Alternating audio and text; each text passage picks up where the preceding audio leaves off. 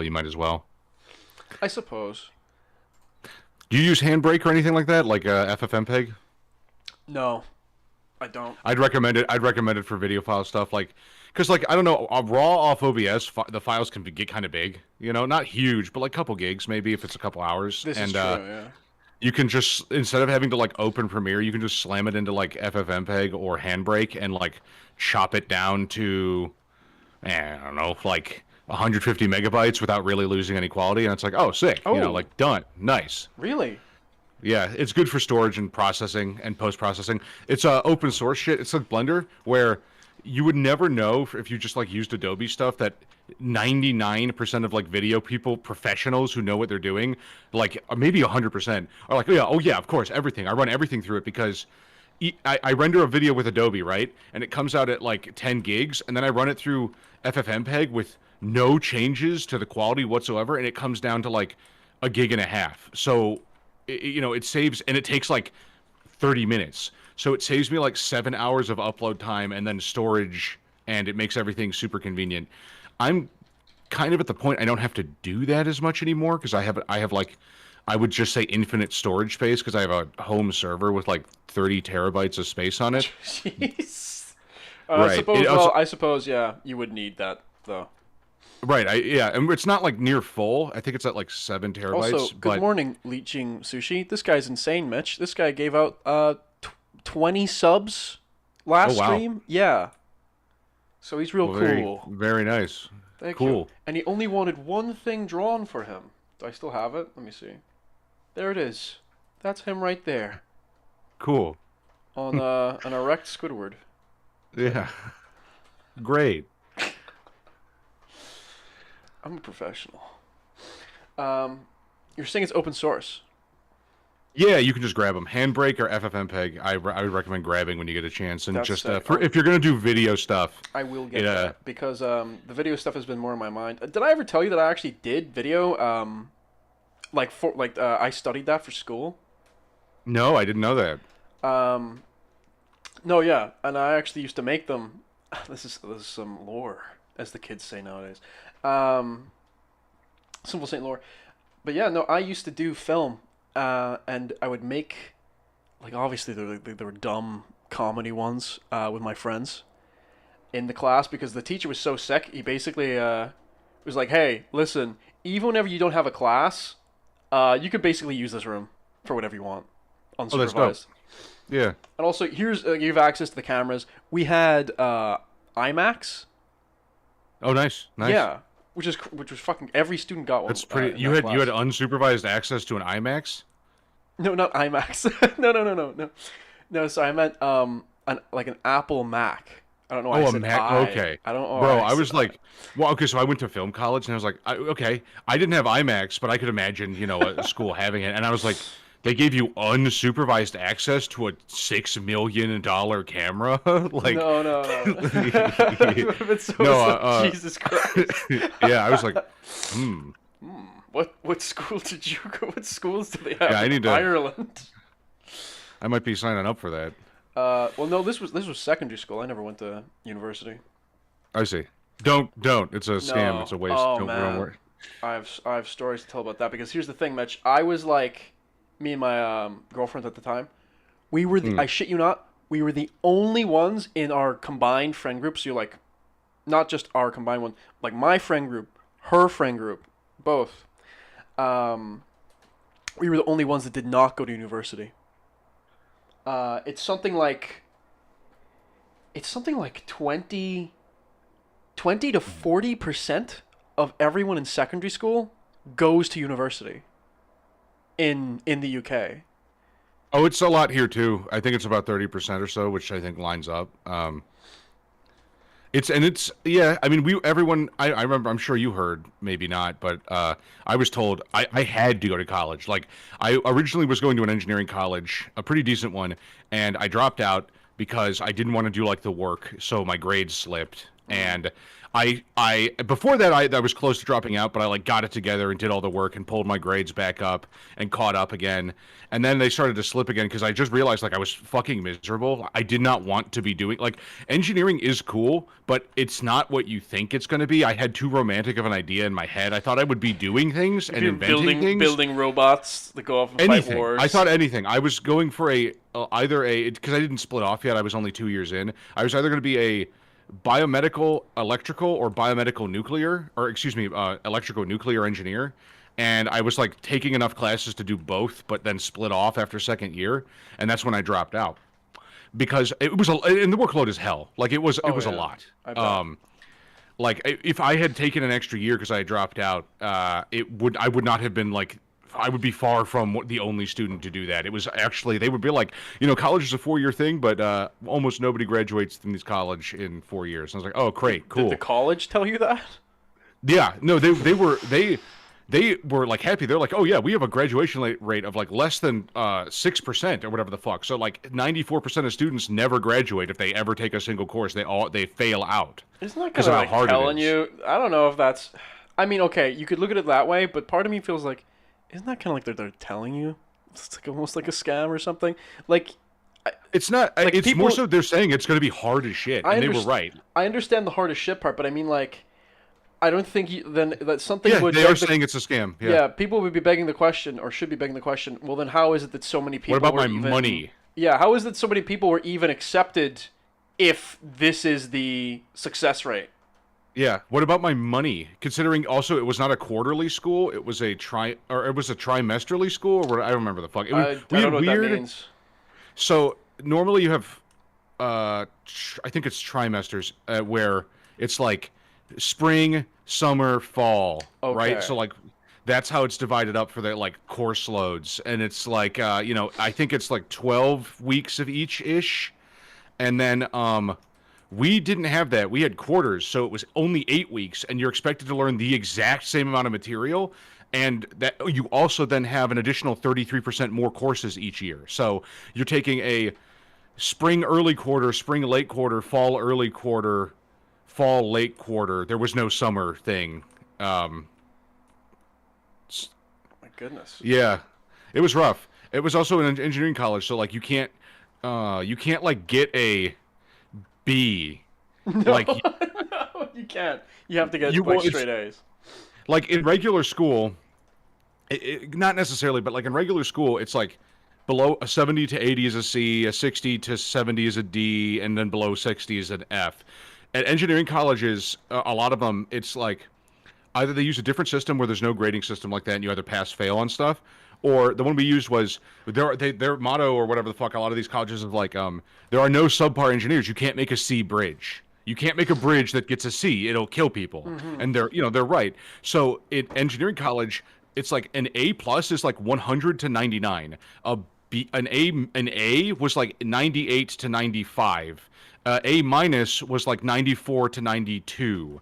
A B plus was 91 to 89, and then anything below like 80 was a failing grade. So you couldn't get less than a B in the class. It was not allowed.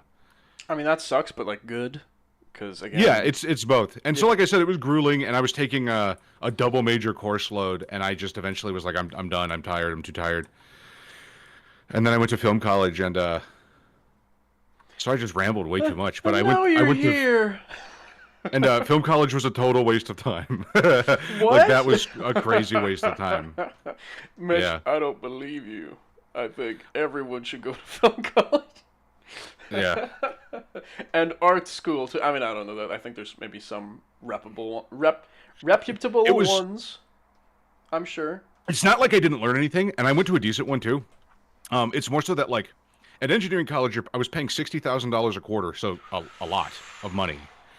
But at least I would have had an engineering degree, which actually is now worth nothing, we find out. But like in what I was studying, biomedical, like cyborg science shit, I probably would have been able to find a job still. A lot of mechanical and electrical engineers now are shit out of luck because they're being exported to non-Americans in the country. Yeah, I've heard this.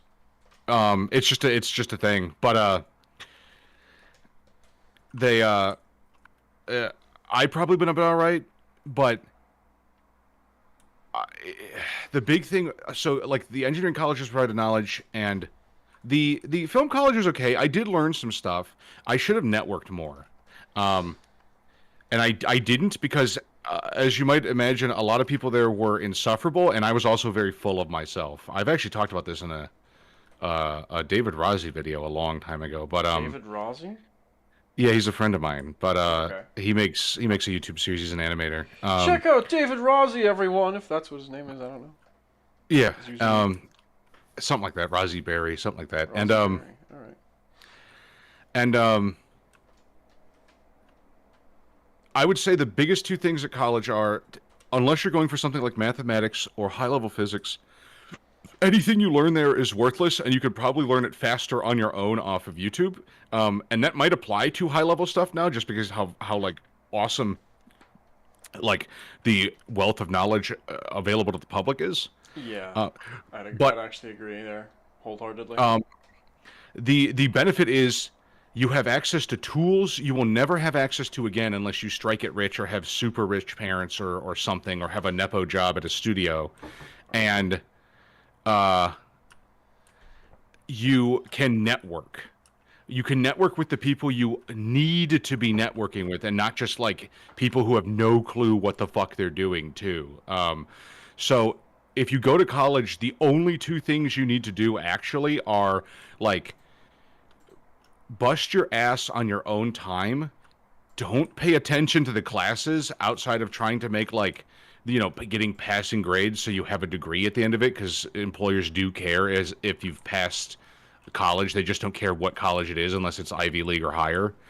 And then go to parties constantly and network and figure out who's actually worthwhile and talented and competent, and network with them like crazy and make friends. I did the first part. I made some friends, but not enough. I should have schmoozed more, and I was just very opposed to it because I wanted to. I made a goal the first week I was there. I said I'm going to make a short film every week I'm in college, which is an insane thing to say. And I did it. And my first week there, I got a crew together and everything, and we filmed on location, and I kept doing it over and over and over again. I just kept making short films. How long did you keep that up? 104 short films. It was 2 years. You didn't miss like a single week? There was probably a week or two where I missed it, but there would be something as a replacement. It would be like, oh, this classwork needs me to do something that's like good enough that I'm not going to make a short film. I'm just going to make this reel or this project. You know what I mean? Like, oh, we have to do as a team. I have to learn how green screen works, and we have to make a short film in the green screen course with all the shit we've learned. I'm going to count that as the thing I'm doing this week, because there is an end product at the end of it. And that was the goal, is to have something to show for each week of being there.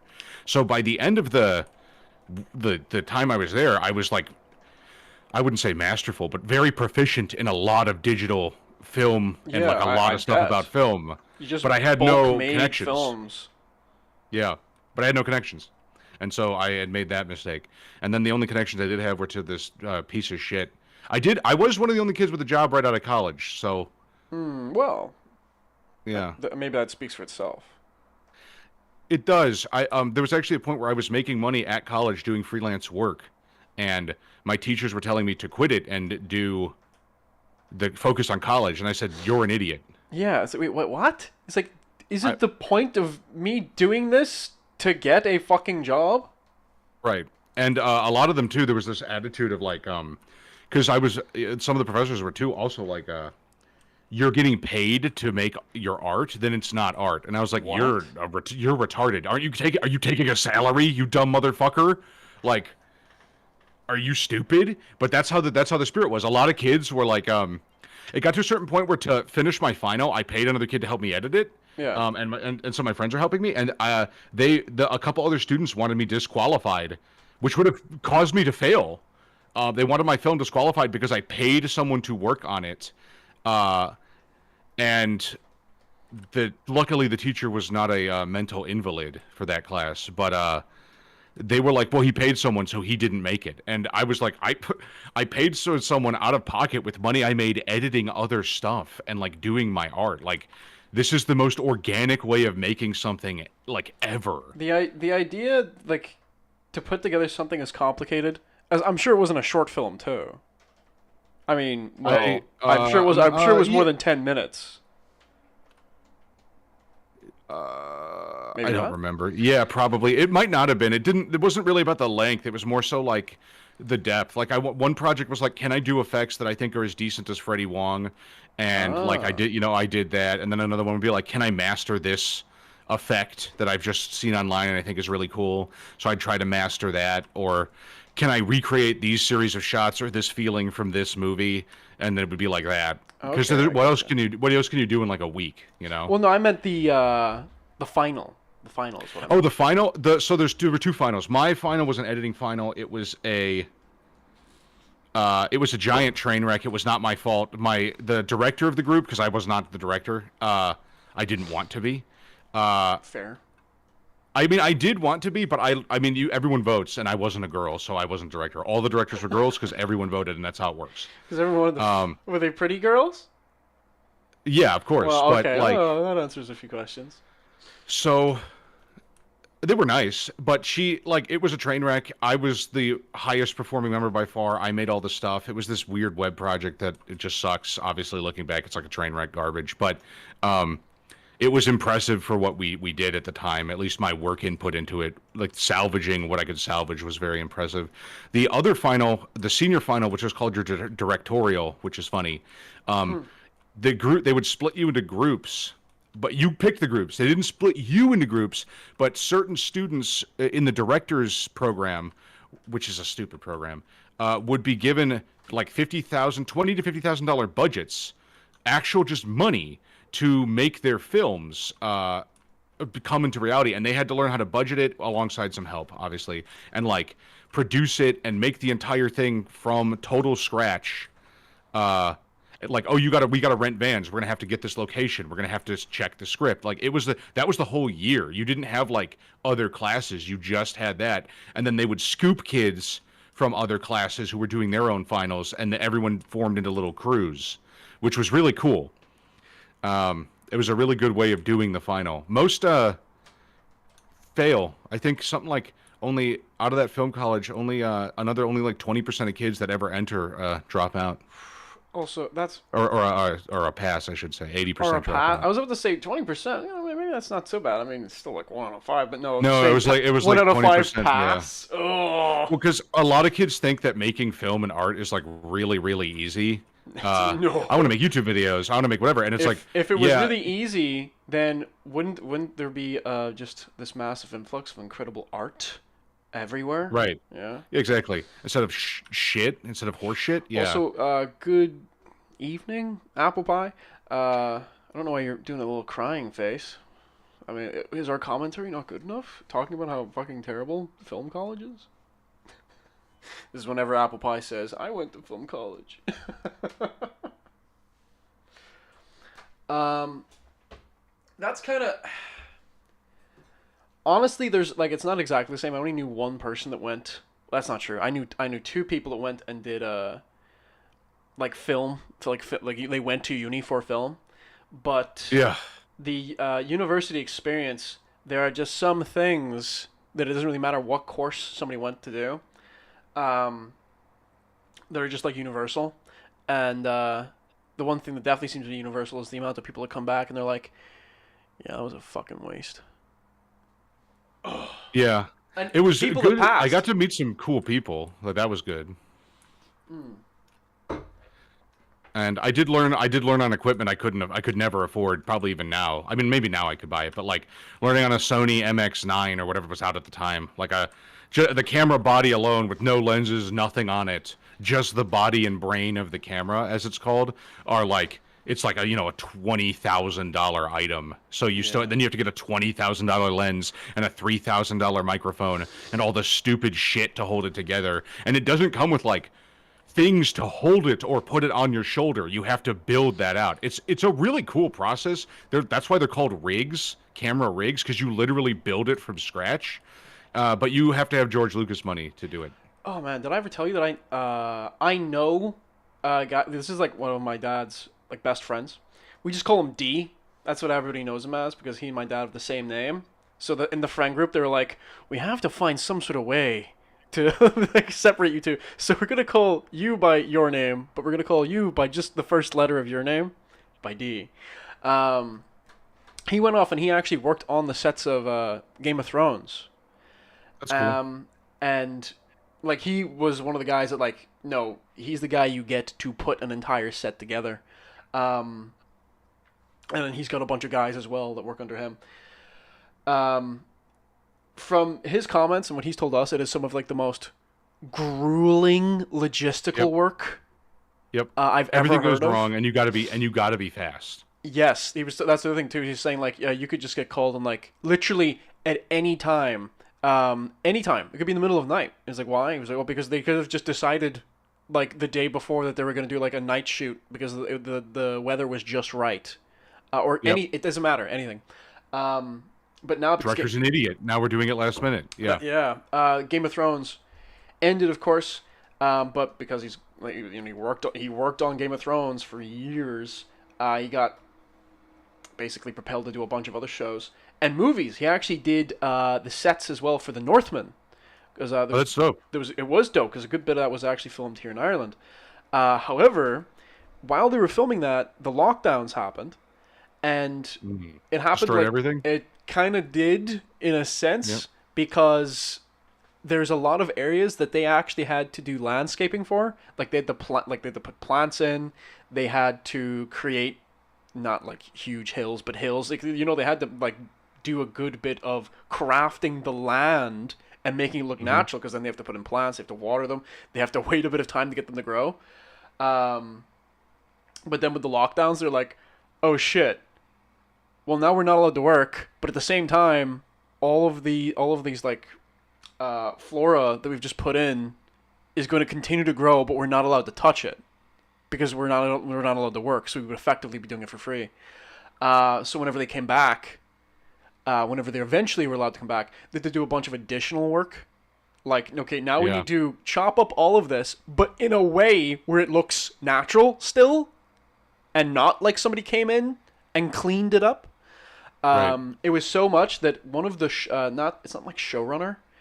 There was like another guy. I'm trying to remember what the title is, but it's another person that works on set. Like that's their job. But they're kind of like a managerial role where they're. They're a line producer. Or I think it was something. something like that. He said like whenever they were told like, listen, we can't continue to work. You gotta stop working. He said that guy left in a fit and never came back, even whenever they went to like shoot, and because he worked with this guy, nobody could get in contact with him, and then he showed up again like 2 years later. He was like, you know, where did you go? What happened? He's like, oh no, I just had a total mental breakdown, completely. Yeah. Yeah. I didn't Yeah. contact anybody. I just completely left. I quit my job. I mean, I didn't even quit it. I just didn't answer any calls. I just did nothing. Nope. I was just gone. It's like, holy Yeah. shit. It happens a lot. It's a tough business. Like it's a really tough business to be in film. Your dad's friend, the family friend. D. I know that job. Like I've never been that guy in particular, but I've filled a lot of hats, and it's you do so much all the time so fast. It's if you're the guy though that people turn to for whatever, like if they're like, hey, I know this guy, he does this really well, it's an infinite amount of money, like literally an unbelievable amount of money. But then you're at this weird position where you're like you're still like a slave because you have these high level clients, and yeah, you make good money, but they expect you to do it like as fast as possible. And it's not even because like, let's say even they're not incompetent and they're not even mean about it. They're like, yeah, we'll pay you. We want you to do it good. Like we've got good notes for you and everything. Great. They are spending like $2 million a day to keep this show going. So you have to do it fast. Every minute you take fucking something up costs them money, and even if they like aren't mad, they still have to like think about that every time because they don't. The production is you losing money. Yeah. The longer the production, like the more money we're just actively losing. Every second we're losing hundreds. Yeah, thousands. Every Oh, yeah, second that's is literally thousands of dollars. Yeah. Something There crazy was that he said, and that lines up perfectly with that. He says like, I'm always busy, and I'm of course I'm like, we were like, oh, obviously you're earning a lot. He's like, he said, I'm earning more than I ever thought I could have in my whole like entire life. Um, but I'm so busy, I don't get to spend it. Yeah, it's not worth it, is what I've learned. I worked like freelance and like very high paying like jobs for a while, and obviously having the money now is helpful, but I ended up quitting after a year or so with just a big chunk of money, and I could have made much, much more, but it's not worth it, and you eventually just want to like die, and nothing is, you have no time for anything, and it's not even a matter of like, oh, I can't work on my projects, this sucks. That's part of it, but it's like you don't have time to go to the gym, you don't have time to like think, you don't have time to like be sad when someone dies in your family. You're now a like work, your life is doing this because everyone else is on that wavelength, and so if you're not like that, they will start to notice and you slow them all down. It's not like they want it to be that way either. They, I'm sure, also want the time to do stuff, but you are all connected like that, so you have to. No one makes a film on their own. You know what I mean? Oh I'm yeah. sure there are examples of people doing it, but they probably suck. So You're not wrong. Not wrong at all. Um, it's because it's a high level thing. Making a film, like making a statue, making a painting, is a high level thing. Making a film is like it's just it's like there's incredible that it can even really be done. There's like there's 5,000 moving there's parts. more going on than like building a bridge. It's, I would say, yeah, it's equivalent to like building space rockets. If you're doing a full ass production, it's the equivalent to building space rockets. Like it's that level of money required and technological expertise. Because you get to the certain point, you have like, for me, I don't really know how to code or anything like that, but I learned how to code so I could code in ActionScript or whatever the fuck it's called, which is the After Effects like coding language, because I had to make my own like plugins, and like you can't do everything with the buttons they give you. You have to learn how to manipulate the tools on a fundamental level as if they were, you were using a screwdriver. You know what I mean?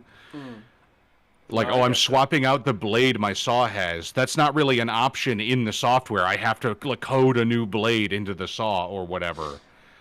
So, I've never done that, but part of me is like, I feel like I'm gonna eventually. I'm just gonna have to. Like, what was it? What was it that happened that was made? I'm trying to remember. Something happened where I just thought, I'm gonna have to learn how to code, aren't I? Um, yeah. honestly, it might have been. It might have. It might. I don't know. It might have been whenever I was working with Blender. I'm not sure why now. Well, because Shit. Blender is an incredibly complex tool. Yes. Like drawing programs are complex, but they kind of end at a certain point because they're a two-dimensional vector. Like it just doesn't have the depth required of something that can take points in 3D and then replicate them with like particle effects simulations and high level compositing. Like you can't really composite in After Effects, or excuse me, you can't really composite in like Photoshop. You can actually, and I have, but Not worth it. yeah. No, so here's a really funny thing. All the graphics and the pages that I made for Star Spanner that people seem to like, I didn't. They seem to like. You're not Well, convinced. like, yeah, I'm never convinced, but all that stuff, I don't know how to use Illustrator. I still don't. I like did it all in After Effects. I just brought the shit into After Effects on like a one frame PNG composition, and then pretend like, because I know After Effects, so I made the paper graphics in After Effects. I organized the pages in After Effects as if I was using it like it was Photoshop, because I just know it better. I see. Fuck. Which lets me make things that are basically completely unique, because that's just not how books are made. Like that's No. not how anyone makes stuff like that. I would not say it's better either. It's a lot of work. If I need to adjust a page, there's now like it's like a 6-part process for each page. It doesn't take forever, but it's very tedious because it's like, all right, render out the raw text, render out the page placement, dump that into After Effects in a very specific way, like replace the file name in a folder so that it knows which picture to render in this giant After Effects file I have that has all 210 pages as individual compositions. Figure out which compositions are the ones that need to be rendered. So, like on a post-it note, write down the pages I have to swap out. Check them, make sure they don't look like crap. Add them to an Adobe Media Encoder render queue. Render them out. Drag them into the PDF software. Delete the old pages. Dump the new pages in, and recode the pages so they're not weird sizes. Because Adobe PDF Reader is a pile of shit that should burn in hell. All without, all while resisting the urge to blow your brains out. Right. Or and I've learned too, I did this too early. I should not have released this like this yet. This is something to do at the very end, not at the beginning or in the middle, as like I did. So this is the problem I have with the quick start is I will not have this problem with the playbook because the playbook's one click. It's just text data. There aren't any images to render or anything. It's just data right now. So it's like dunk and I'm done. But Finished. yeah. But don't. I don't remember what I was going to say. Doesn't matter. It's what you had learned. Whatever. All right. I mean, if you forgot this, well, because I do it that way, you can't replicate it. Nobody can replicate it. My textures look really good. I've had people ask me when it was made. You know what I mean? Like they don't know when it was made because I can go into After Effects and create a virtual page texture and add depth to it that you can't do in like the book software I'm using, Affinity Publisher or Illustrator or whatever. And I'm sure really skilled people in Illustrator can do similar things.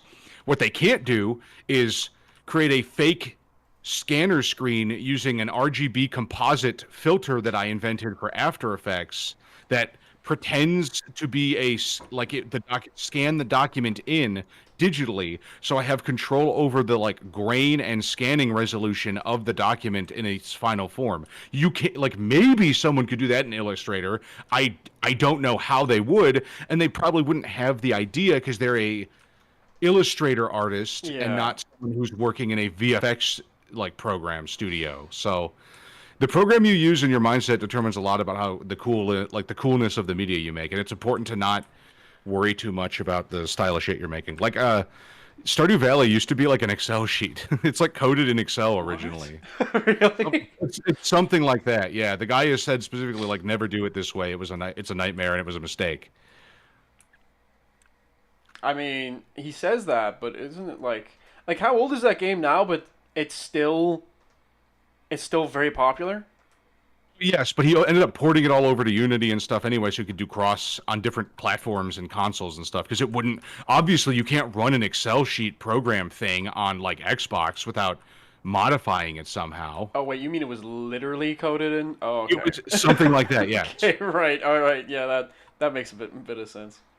Toby Fox too. However, he made Undertale was like in Game Maker or whatever, and he, my friend has sent him an email like, "How did you do this exactly?" And he's like, short answer, do not do it this way. It was a mistake. Here's how I did it. Long answer, and how you could replicate it.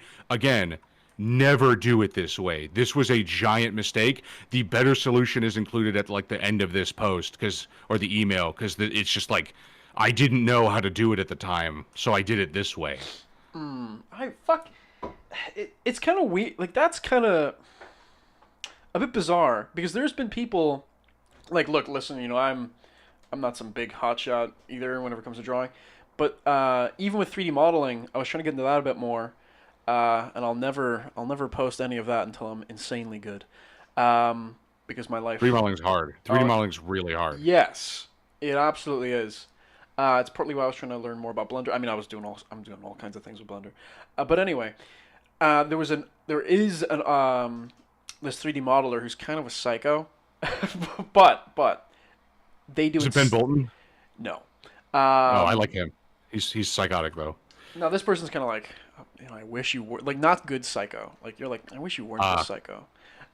They're also like they're posting like incredibly good models that are also like fully rigged and animated too. Like they're always doing some sort of animation, but they're constantly deleting their own work because they're like, oh, I'm not happy with it, or oh, my all my stuff sucks.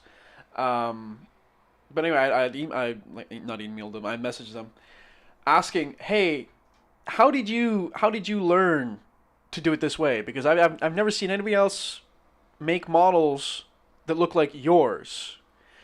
And then I got effectively, you do not want to know the way I did it. The way I did it is extremely stupid and Yeah, it's yeah. super super dumb.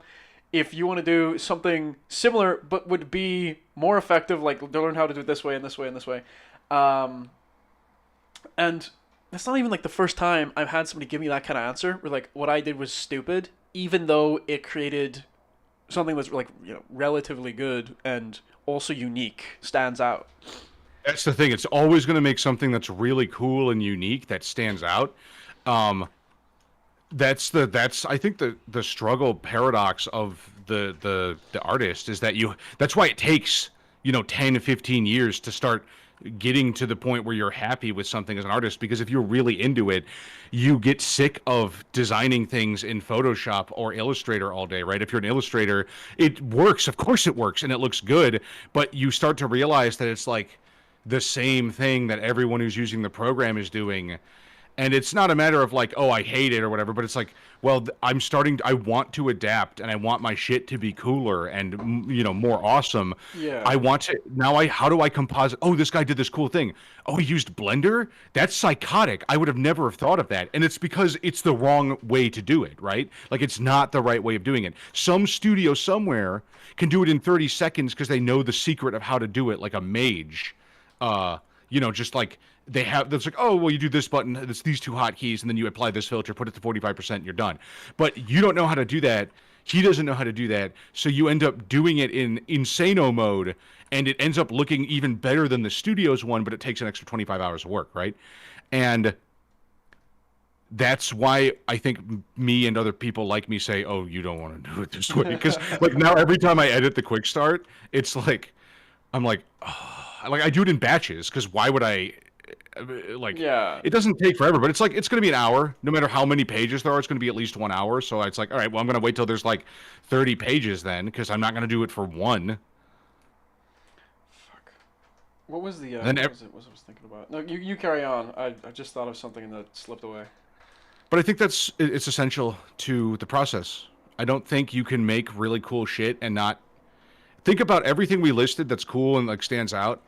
And like there are other cool things, like there are good games that aren't made in a totally ass backwards way. But like if you look up the way they made like a Bethesda games, the way Bethesda runs, it's just a pile of shit. Yes. The reason that like Skyrim lags when you open a menu is because their native engine doesn't have like menu elements properly put into it, so it runs a JavaScript element. So it simulates JavaScript and then pulls up the element. So you're basically running a little instance of like an operating system to quickly pull up JavaScript and then like navigate around the Flash coded elements. It's like stupid. It's really stupid and poorly done. But you don't get Morrowind by doing everything by the book. Like, yeah, Skyrim, people love Skyrim, people love Oblivion, but like Morrowind is like the lore Bible of everything. It's like Yeah. the richness of it. And Morrowind, if you've ever tried to play it, is the worst, jankiest piece of shit in the universe. I was considering it, and then I shit you not, that's where I was like, maybe not, because it was seeing stuff like that. It was seeing It's like esoteric knowledge. Like my brother played it a lot when he was younger, so now he like knows how to play it, and he's like a shaman. Because I don't want to spend the 200 hours learning how to play this janky piece of shit. So he knows how to play it. So I just watch him play it. And he's like, check this out, and he like pauses the game and drinks literally 10,000 potions of strength. So the next attack he deals does 100 quintillion points of damage. it's like a And nuclear bomb went off. Right, and he walks up to the end boss, who technically is invulnerable, but if you do all his health in one hit, it still kills him. So the end boss is like, you can't kill me, and then like dies, and it just ends the game instantaneously. Like it breaks. Yeah, it destroys the game. Yeah, so you can beat Morrowind in like 30 seconds if you like do this weird potion spamming shit where you make a trillion potions to get your intellect up really high to make your potions better, then sell them for infinite gold in a glitch, then make infinite potions of infinite strength or whatever the fuck, then chug them, then sprint to the location of Dagoth and then one-shot him. It's really funny. That is funny. And it's obviously should not be in the game, but it is, and that's what makes it good. One of the reasons I like when we play Star Spanner on Sundays is which I'm going to start streaming, I hope this week, is they always try to find ways to like rip the game to shreds. You That's know, good though. and it is good, and it resists it really well, but there'll still be little janky things they can do to fuck with stuff, which is I probably exactly where I want it to be. All right, guys, we got this magic item that lets us do this. Let's do it in a loop infinitely to kill all these enemies. And then I have to go, oh. And then I have to, like, on the fly figure out why that doesn't work for them, you know? And not a shitty, like, it just doesn't. Yeah, that's like the core tenet of being a good GM. You literally cannot say it just doesn't. If you do that, you are not, in my opinion, of course, but you are not playing the game the way it was intended. It was intended to be I think tabletop RPGs were basically intended to be knife fights between the GM and the players. There's a whole thing in this in Star Spanner of how I consider tabletop RPGs more of a sport than a game, if that makes sense, because you have in like Call of Duty, that's kind of a sport too. Not really, but like there are living opponents that you're fighting. A game like chess is kind of a sport because there's a living opponent. It's not really a sport because it's one opponent. It's more of like a sporting activity. I don't know exactly how you'd put it.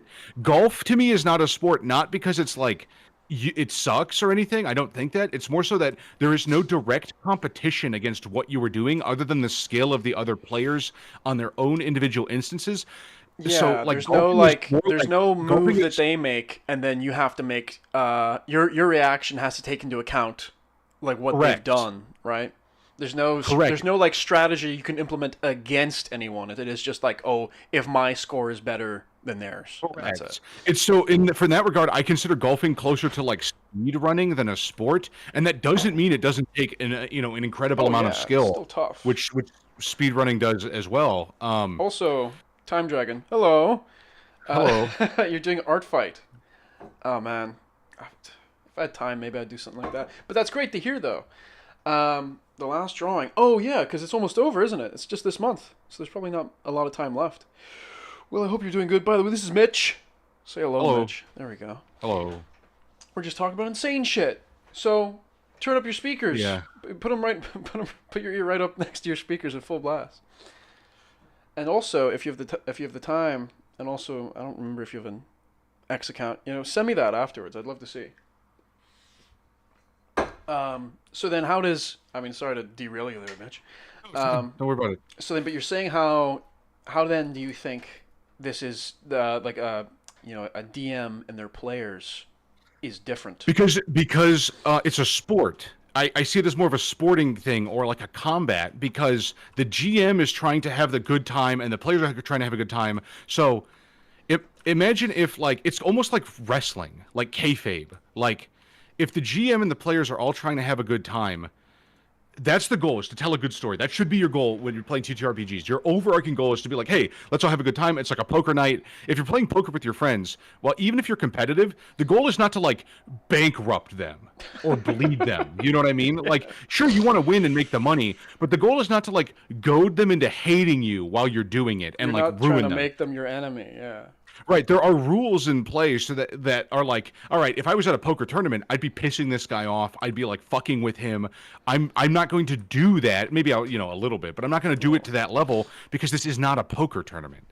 So you have this unspoken agreement that the GM and the players are working together to make a story, but you also have a little bit of an unspoken agreement that I'm here to win, and the GM is there to win by retaining control of the game.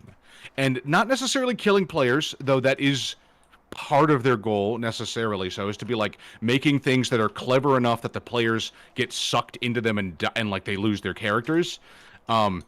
Which you are, if you're the GM, you're God. So you can't just, oh well, this and this and this and this and this, and you die. And it's like, yeah, well, because you could just do that, and that sucks. And nobody likes that. 6 dragons come in, and and they all have their turn before any of you. So like a good example is one of my favorite traps is you have a thief and they check a door and it's like, yeah, it's not only is the door locked, but the doorknob is trapped. It looks like it's going to shoot out a little dart if you try to turn the lock into your hand or pick it. And if you're picking it, it'll shoot you in the eye. And then they're like, oh, this is a devious little trap. Yeah. And I'm like, yeah, it is. Hee hee.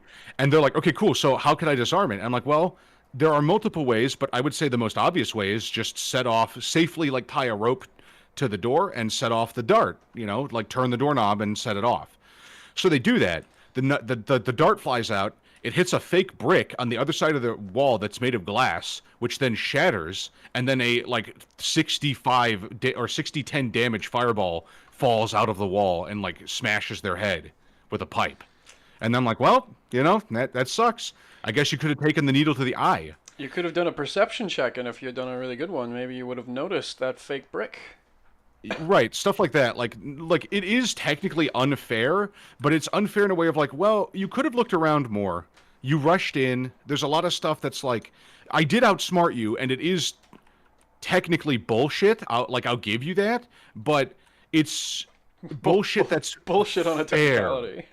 It's like it's fair. Like it's fair bullshit. I would have let you find it. I wouldn't have lied to you about it. It's the fact that you didn't discover it. A lot of the time too, and this might be my fault a bit too, because I can be a tough GM, but a lot of the time too, this manifests in players not finding treasure, not finding it because they don't look around very much. And they're like, that's it? And I'm like, no, I'm not going to tell you what else there is, but I will tell you, no, that isn't it. You just aren't looking around. And then they do a half-assed, half-hearted search, and they're like, this, and I'm like, well, and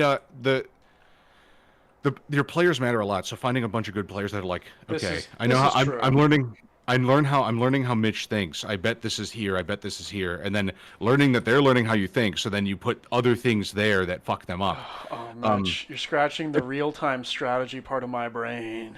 Well, it's also why Dark Souls is so good. It's exactly what Dark Souls does. It is exactly what Dark Souls does. Mitch, you should, for Star Spanner, by the way, that's great Time Dragon that you get to play D&D and all, but I don't know. I think there's maybe there's some other game. Join the future. Other game that you should play. That's what I've been saying. It's like one of my ads is like when the gold loses its luster, when the magic starts to wane, and when your sword is dull and no longer cuts or whatever the fuck, maybe it's time you advance your game by about 4 billion years, because it's a set 4 billion years in the future. 4 billion years. That's right. Which everyone is like, that doesn't make any sense. I'm like, it will. Play the game. Yeah, play the game. You'll understand. What are you guys talking about? He doesn't know, Mitch. I made a full depth, old school crunch, new school flavor tabletop game called Star Spanner. You can check it out at starspanner.net. No obligation to buy it or anything, but if you're interested in it, let me know. There's a free 200-page quick start. Fun fact: it is not quick, but that's just what people call quick starts, and it gives you everything you need to play the game forever. You just can't level up and there's deeper mechanics in the main playbook. So, but you could play the game forever with just the quick start with no strings attached, and it's totally free. That's right. Yeah, and I don't want to show too much. If you decide not to check it out, that's fine too. But I hope you enjoy it if you do. The website, if you look at the website, do it on the computer, it'll kick your ass. It's a very cool website. We spent a lot of time making it. Oh yeah, I'm looking at it right now. It's on stream. Thank you very much. Remember, kids, Star Spanner does what D&D doesn't. Yeah, Sinful Saint. I'm just gonna say Saint because it's weird to say the whole thing. Saint's done a decent amount of the artwork for it. That's not out yet, but it's coming out for new adventures that are coming out and new monsters that are coming out. Maybe he's done some on stream. I'm not sure. I only watched some of them. I've kept all that behind closed doors. Very cool. Behind closed doors. I think I fucked up every word of that sentence. Yeah, that's funny. Behind closed doors. But I was talking to a friend of mine the other day, and I was talking about like he was like, "Why didn't you make a fantasy game?" And I said, "Well, logistically, I can't compete with D&D. Like, maybe I could. Like, there are other like Matt Mercer's got his thing now, and there's other people making D&D shit, and because people are sick of D&D and Wizards of the Coast and their bullshit. But I said like, I didn't want to do fantasy. It's not that I hate fantasy. I actually love it, but like in terms of sci-fi RPGs that match D&D, there is not one. Like Travelers is okay. It can be fun, and some people like I forget Starfinder, the game. I hate Pathfinder. Sorry if you like it. I don't like it. But I was like, there's nothing that feels like old school adventure in In space. sci-fi. And everyone was like, "Well, yeah, that's because old school adventure is fantasy based." I'm like, "No, that's because it Mm-mm. hasn't been. I don't think it's been done well yet. I think people. I think it's very hard for sci-fi too because it requires. Fantasy is familiar. Sci-fi is hyperstitional and like you have to explain a lot about it as you go forward. Even if it's not hard sci-fi, it's like, okay, well, magic is technology and all this stuff. Like you can make likenesses, but you still have to explain it to people because otherwise, you're just hoping that they assume the same things you did. This was actually a problem. Uh, Not that no, I didn't have this serious problem, but it was I told you about Dimitri before and how he ran like his own. Hmm. He made his whole system for it. This was a problem that he ran into is that because everything was more technical and there wasn't the excuse of well it's magic. Since almost everything we used was some sort of form of machinery, Right. we were constantly asking things like, well, how does this work? Can I take this apart? What like loads and loads of technical questions, and it's just good that he was a super autist and had an answer Exactly. for everything. But if, of course, you can't It takes so much you can't time you to do can't that. write all of that down and put in a book, and then for the DM, sure, but maybe expecting people to know how all these things work as well. I can Right. understand how it actually very quickly it can become a lot of information to just retain. It's a ton, and what the goal my goal was with Star Spanner was to make it so that there was as little information to retain as possible because it will already be overwhelming. I Mm-hmm. already know that the change in everything, the change in the system and everything is going to be somewhat new for people. So like the big thing that took me probably 2 of the like 5 years I've worked on it on and off, and then like 3 years on, and then like two on and off, was space combat. Because the big problem with most sci-fi RPGs is they're one or the other. There's ones like Travelers that try to do both, and space combat in Travelers sucks a fat load of shit. It's horrible.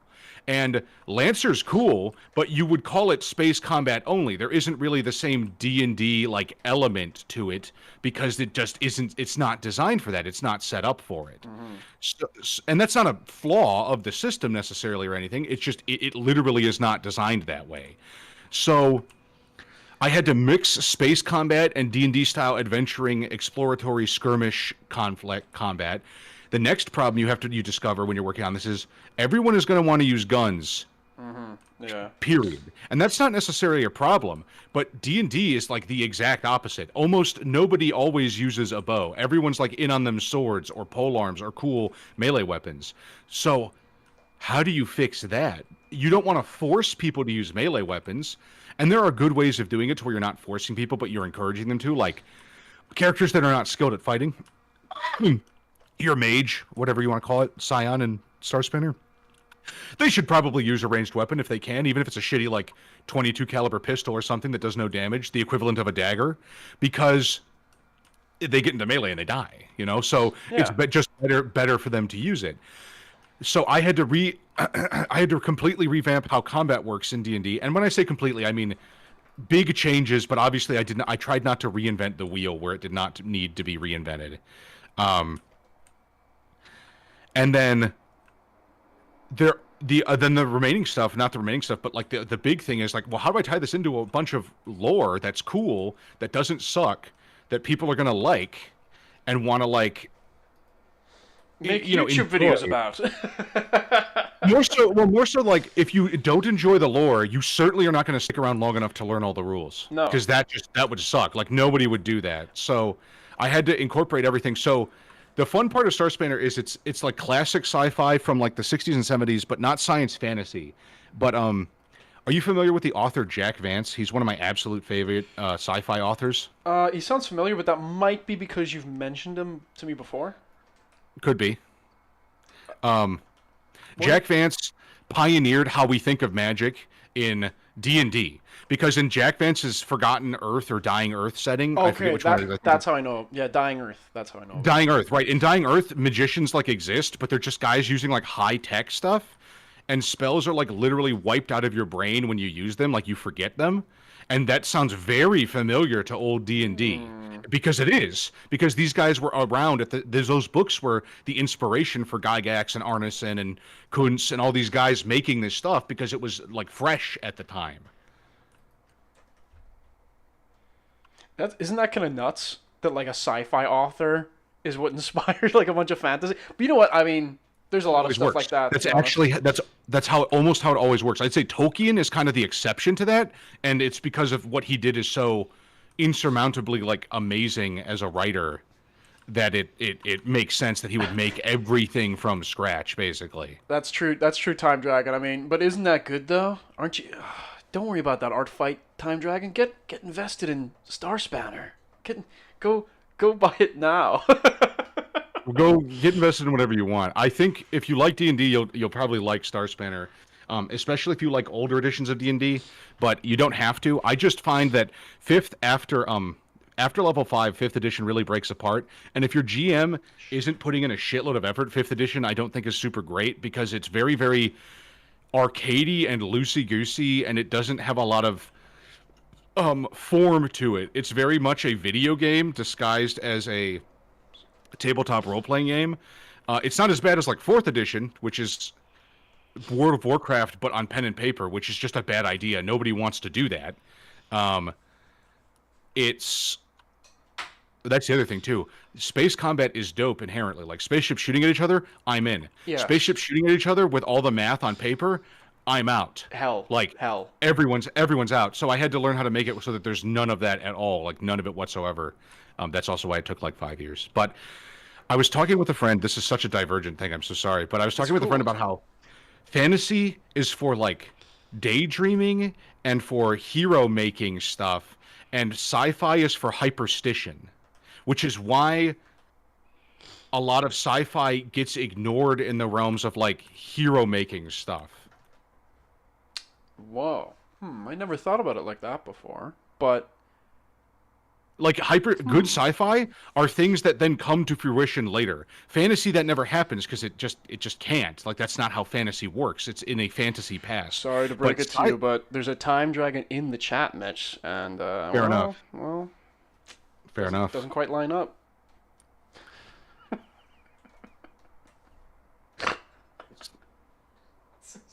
So stupid.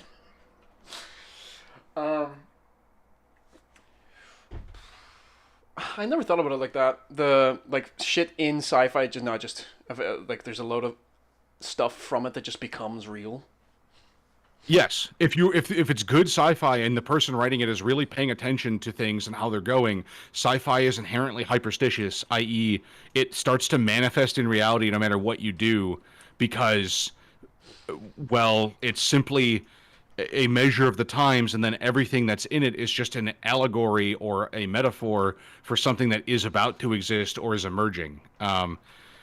That's true. Yeah, no, because usually people are looking at what is around now, and then they think, well, if this is here now, what could then come in the future within reason? Because It's otherwise, also why sci-fi is so cynical. Like sci-fi is yeah, very, very that's the other cynical thing I was on the thinking. whole.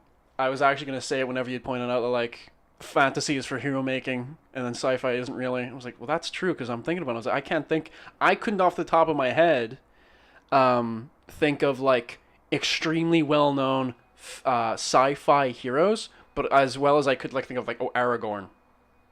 Right. And it's because, in my opinion, like there's Luke Skywalker, I think is one that would work, right? Like everyone knows who Luke Skywalker is. Sure, but I would have a good counter there, and I think you already know what it is. What, that Star Wars is gay? No, no, that it is very like the first Star Wars is very much it is a not fantasy. sci-fi, it's Yeah, it is a fantasy. fantasy story. Correct. So then we realize that science fiction done in a different way can just be a window dressing for fantasy, and people love it. It's not about really what people love, so to speak, but it resonates with That's people, true. and that's what I realized. So I set out to take modern classics like Dracula and other things that I like Frankenstein, or I guess not modern classics, but classic literature novels, and reinterpret them through the lens of sci-fi and hero making, and that's what Star Spanner is. It's an engine to do that rapidly. That is awesome, and I think that's a good idea. And maybe I'd say, like, the bottleneck for good sci-fi might be that and how people think about it. Because yeah, I mean, I can't deny it. Yeah. Most of the sci-fi stuff that I see, even the really popular stuff, like I'm thinking of the stuff that makes it from book to like shows or movies, is maybe not always overwhelmingly, but there is a massive amount of um, like it's like a huge cynical theme, or even what's the other one? It begins with N, nihilism. Nihilism, yeah. The Expanse, which I think I like The Expanse. I like The Expanse a lot.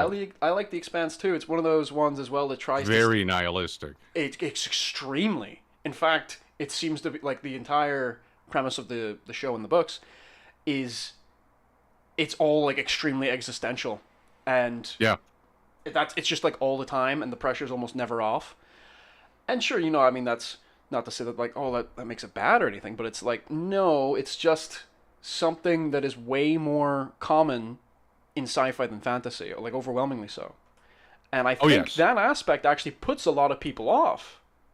Yeah, sci-fi is also headier a lot of the time because the term here would be like hard sci-fi, right? Yeah. And there is such a thing as hard fantasy, but I don't think a lot of people call it that. I think you would consider it probably low fantasy, Low fantasy? or like Sumerian fantasy. Like Conan the Barbarian is much closer to hard fantasy, where their technology is described and the rules are like really, really concrete. Yeah, there is magic in Conan, but it's this like weird, old, like hyper ritualistic, super sacrificial form of magic. It's not like I cast fireball. It's like we're gonna paint all these runes on him on this day of the sun as it moves across the thing, and we're gonna sacrifice this, and we're gonna pull this way, like very ritualistic based magic, and which is good. I like it. It's just I don't know if I'd want to role play in that setting because it's a big pain in the ass. It's very limiting, but yeah. So sci-fi can be used as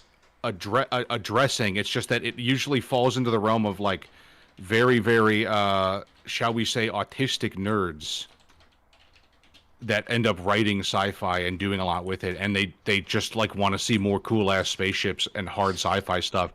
And I feel like you can just kind of do both. You don't have to You don't have to choose. you have to choose in the sense of what you're delivering to the players, but like for Star Spanner, but like if you make the right system, you can have something that in one GM's game, and this is what D&D does really well. In one GM's game, Star Spanner is a hard sci-fi space exploration Star Trek slash like I don't know Blade Runner, Wayland Yutani style universe. Mm-hmm. And with just a tweak of your GM and their interpretation, and maybe the setting too, that probably requires a decent amount of work in the setting. You can do space pirates that are silly and never make sense, and it's not really possible to do space piracy probably, but we're gonna make it work because everyone on Earth wants to be a space pirate, and that can be themed more like the 1600s style piracy we saw in the Caribbean. Lending itself towards, Bart Roberts and Blackbeard and all those guys. Everybody wants to fight them too. Everybody wants to fight space pirates if they can't be them, or if they can be them and fight them anyway. Exactly, right. And so you need the same game that allows you to be space pirates and jump from spaceship to spaceship and do all that crazy shit, but also lets you like fight space monsters is rather robust, because that's a very big gap between those two things. Because space monsters and hard sci-fi do not go together. No, they don't. Because then you have to go through all sorts of stuff. Like the amount of stuff that you would have to go through to justify it. It's like well, Exactly. you may as well it's like it's like what's the expression? The juice is not worth the squeeze at that point. I'm Correct. sure. That's the expression, yeah. And so that's what I did with Source Banner. Is there? It's all justified. The lore is baked in for it to be justified, and you don't have to do all that. You can run a pirate game. You can run a regular game. You could play Star Trek. You could do a Blade Runner. You could do Warhammer 40K if you really wanted to. Although Warhammer 40K is particularly hard to roleplay because the universe itself, while cool, is very stupid and poorly written. There's a lot of really good writing in it too. I'm not saying it's not. There isn't. But like, okay, we're gonna play Rogue Trader. What does the average life of an Empyrean citizen look like, or a Republic citizen look like, or whatever they're called? Meat. Yeah, who cares? And nobody knows, and who cares? And it sucks. Okay, but I have to talk to these guys to learn who killed this guy and stop these cultists. Well, they're all retarded and insane, so it doesn't matter. And it's like, okay, this can be a thing, and with a good GM, I'm sure this will be good because that's the GM is what makes it. But I certainly don't want to go through that level of fucking work. That's something that I noticed. A long years and years and years ago, I used to because I was way more into 40K whenever I was younger. But I was like, oh, some people I follow, oh, they're gonna play a Warhammer roleplay game. I didn't even know that was a thing. And then I was listening in, and honestly, like I couldn't like. It's like even though I knew about the Warhammer universe, it kind of everything felt Hard to like get. It's hard to get invested. It's really hard to get invested. Yeah. That's actually It's not designed for it. The canon for Warhammer is for fucking sick ass video games and like cool ass Space Marine shit and like cool ass enemies for Space Marines to fight basically, and that is it. It is not designed for nuanced storytelling because it just isn't. Like it just isn't designed for it. There's no way to say that another way. It is completely unequipped to handle role playing. There are really good stories within the Warhammer universe, of course, but that is not they are not like from a bunch of players. Like I don't think like it feels to me like that is this is the correct idea I have. No, that makes sense to me. Or maybe maybe it only appeals to certain flavors of autistics. Well, it does. I'm sure it does, but I think they more like reading about all the cool stuff that happens in Warhammer. I don't think they care about like the role playing elements because there aren't any in the tabletop really. Like you kind of role play, I guess, having your own chapter and stuff. That's and like managing it. Yeah. It's like I like Romance of the Three Kingdoms and like Europa Universalis types games. That is a form of role playing, but it's not the same thing as like D&D style role playing. No, not even. I'm sure not even close. Right.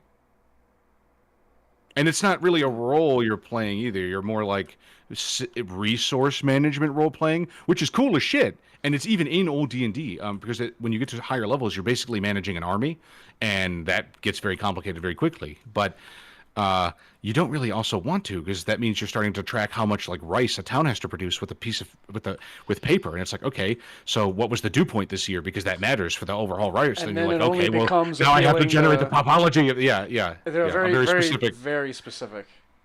And you should be able to do that if you want, because that can be cool. But I don't want to do that. Get it away from me. No, Mitch, you love that. You love it.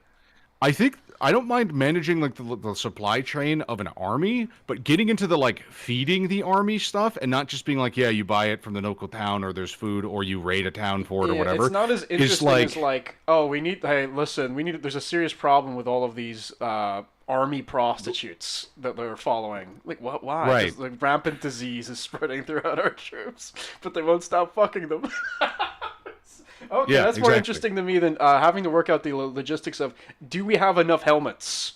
How do we Right. get enough helmets? Because there Oh, we isn't don't have enough. enough helmets. Can I?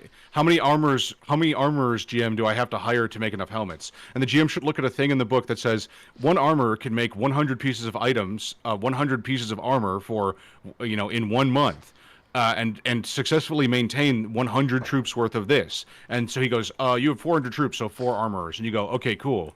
Uh, I'm done now. Like I now know what I need, and we can move on.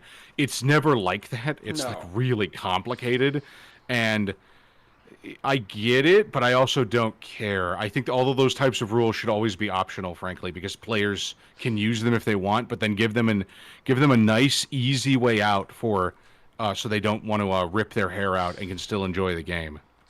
I mean, couldn't though, because you're saying that like once it gets to a certain level in old D&D, it's like yeah, okay, you're basically managing an army. Then if you don't go down that route, and you correct me if I'm wrong here, but isn't the alternative then you eventually just sort of become like a if you're a magician, you become like sorcerer supreme, and you have spells that can wipe out hundreds of That's people yeah. at once. You can do both. You can go one or the other. It depends on the player and how they want to play the game, ultimately and stuff. But yeah, the gist is that there isn't one right way to play the game. It can be a resource management game. Maybe the wizard has a couple high level apprentices that they take around with them, and that's their equivalent. Because it's not the reason it happened in old games wasn't because like, we're being burdened with these choices necessarily. It was because it was now necessary for the scope of the things the players were embarking upon. Your players got to the point where the king was like, "Oh, I know who you guys are. Thank you for saving the kingdom or whatever. Here's some land. Like do with it what you will. Can you help me fight the orc hordes that are, approaching from the east?" There's 6,000 of them, and the players go 6,000. How the fuck are we supposed to fight 6,000 orcs? And the king's like, well, I would suggest you raise an army and I will help with that because I'm the king, obviously. But you're supposed to raise the army. So then the players raise an army to go fight the orcs, and it's now a matter of like, it's not like, oh, this sucks, and I want to bog the players down with logistics. It's like, sweet, we got a 600 man army that doesn't beat their 6,000, but if we plan this well and we do skirmish engagements and we fight like dirty, rotten bastards, this is going to be a hell of a fucking thing we can do. And it lends itself to a greater story about how 600 killed 6,000 and saved the kingdom. It's not about like, well, our troops got to eat. That is a part of it, because when you lose and get cut off, your troops got to eat. But it's not supposed to be like, well, okay, well, the grain rations for this unit are 1.39. We want to make sure we have enough grain rations. We've got 37 of this type of unit and 485 of this type of unit. So make sure the grain rations are scattered around. Like that, go fuck yourself. Yeah. There are rules for that in old D&D. And it's like, I'm sure some people care. Get this out of my face. In Star Spanner, I actually had some rules like that, and I realized I was violating one of my own rules, which was the game needs to be as foremost fun. And so I stripped them, and it was basically this thing. It's like, you need a captain for every 20 soldiers. That's it. You need an armorer for every 20 soldiers. Like, it just breaks into like nice, easy, manageable units, and you can deal with it if you want to hire NPCs at a high level like that. Like, it's very easy to deal with. But it is cool. It's cool to do epic level shit. It's cool to have like an army and fight a dragon, and then like half of them get fucking smoked, because the dragon in old school D&D is a very, very serious problem. You have a friend that wants to paint the figures but doesn't have fine motor skills? Oh fuck, that's terrible. Yeah, that sucks. I'm sorry, man. I'm in that boat. My fingers do not work very well, and I always wished I could paint minis, but it's very hard for me. Mitch keeps showing me his finger paintings, and I mean, I don't They suck. I don't like doing this, but I always have to ask him what it is. It's you being hung. It's you dead. Yeah. That's how he says See, it too. It's you could always tell like, because "Oh." of the stink lines. because I haven't taken a bath. No, you're always Because smelly. you're stinky. You're. It's like, and is that you in the corner laughing? It's like, well, no, because That's I guess it right, and you don't like that. yeah, that's God. It's God, it's God, which is also me. Yeah. Fuck. Not being able to paint. I can't paint minis for shit. I just do like a really. To me, they're so small that like I like like Yeah, it's finely hard. painting them. Um, and did I tell you that I make my own? Or No, that's I cool. used to. I used to. I just was like, you know what? I'd rather just get the idea across of like what it's supposed to be, because I mean, I wasn't really painting these for anybody else. But that's all I cared about more is just getting the idea across. It's like I'm not gonna go in there and like be painting eyes and stuff like that. And some people do, and I got nothing against that at all. But fuck, It's cool. I just don't want to do it. I don't want to do that. My friend Will is a very excellent miniatures painter. He's been doing it his whole life. And he could do it the way like his stuff is good enough that if he spent the time, he could get into like White Dwarf magazine or whatever the fuck it's called, their miniatures painting stuff. He doesn't though because he's like they don't let you do certain techniques that like help you speed it up.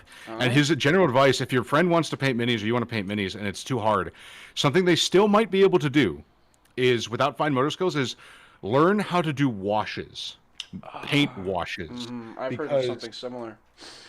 what you basically do is you pick your primary colors that you're going to be using, and then you take a wash base and it sticks in the crevices of the miniature exactly where shadows would pool in and stuff. So the darker spots naturally get darker, but they're the same color because the wash is translucent, and the brighter stuff stays like brighter because not as much wash stick to it, and it saves you literally dozens and dozens of hours. GW does not let you use these methods if you want to be in their magazines or whatever. They consider them uncouth or whatever. And then all you have to do is very carefully then like paint, some small details like eyes and stuff, whatever you're comfortable with reaching for. But you'll have 80 to 90% of the miniature done that way, and no fuss, no mess. It's just like it's much easier. That's what I do when I paint, and I haven't painted in a long I time. could be wrong, but if I recall, that method became so popular. Did GW like? I know that this exists, but I'm trying to remember if this is the reason they did it. But I think this is the reason they did it. They came out with this stuff called contrast paint. Yes.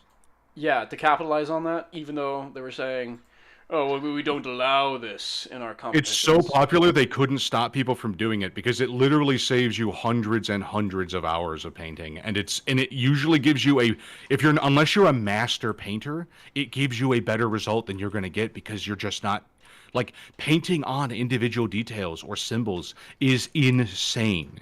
It is people think it looks easy because they see like master painters do it, and it's not. It's one of the hardest things to do with a mini.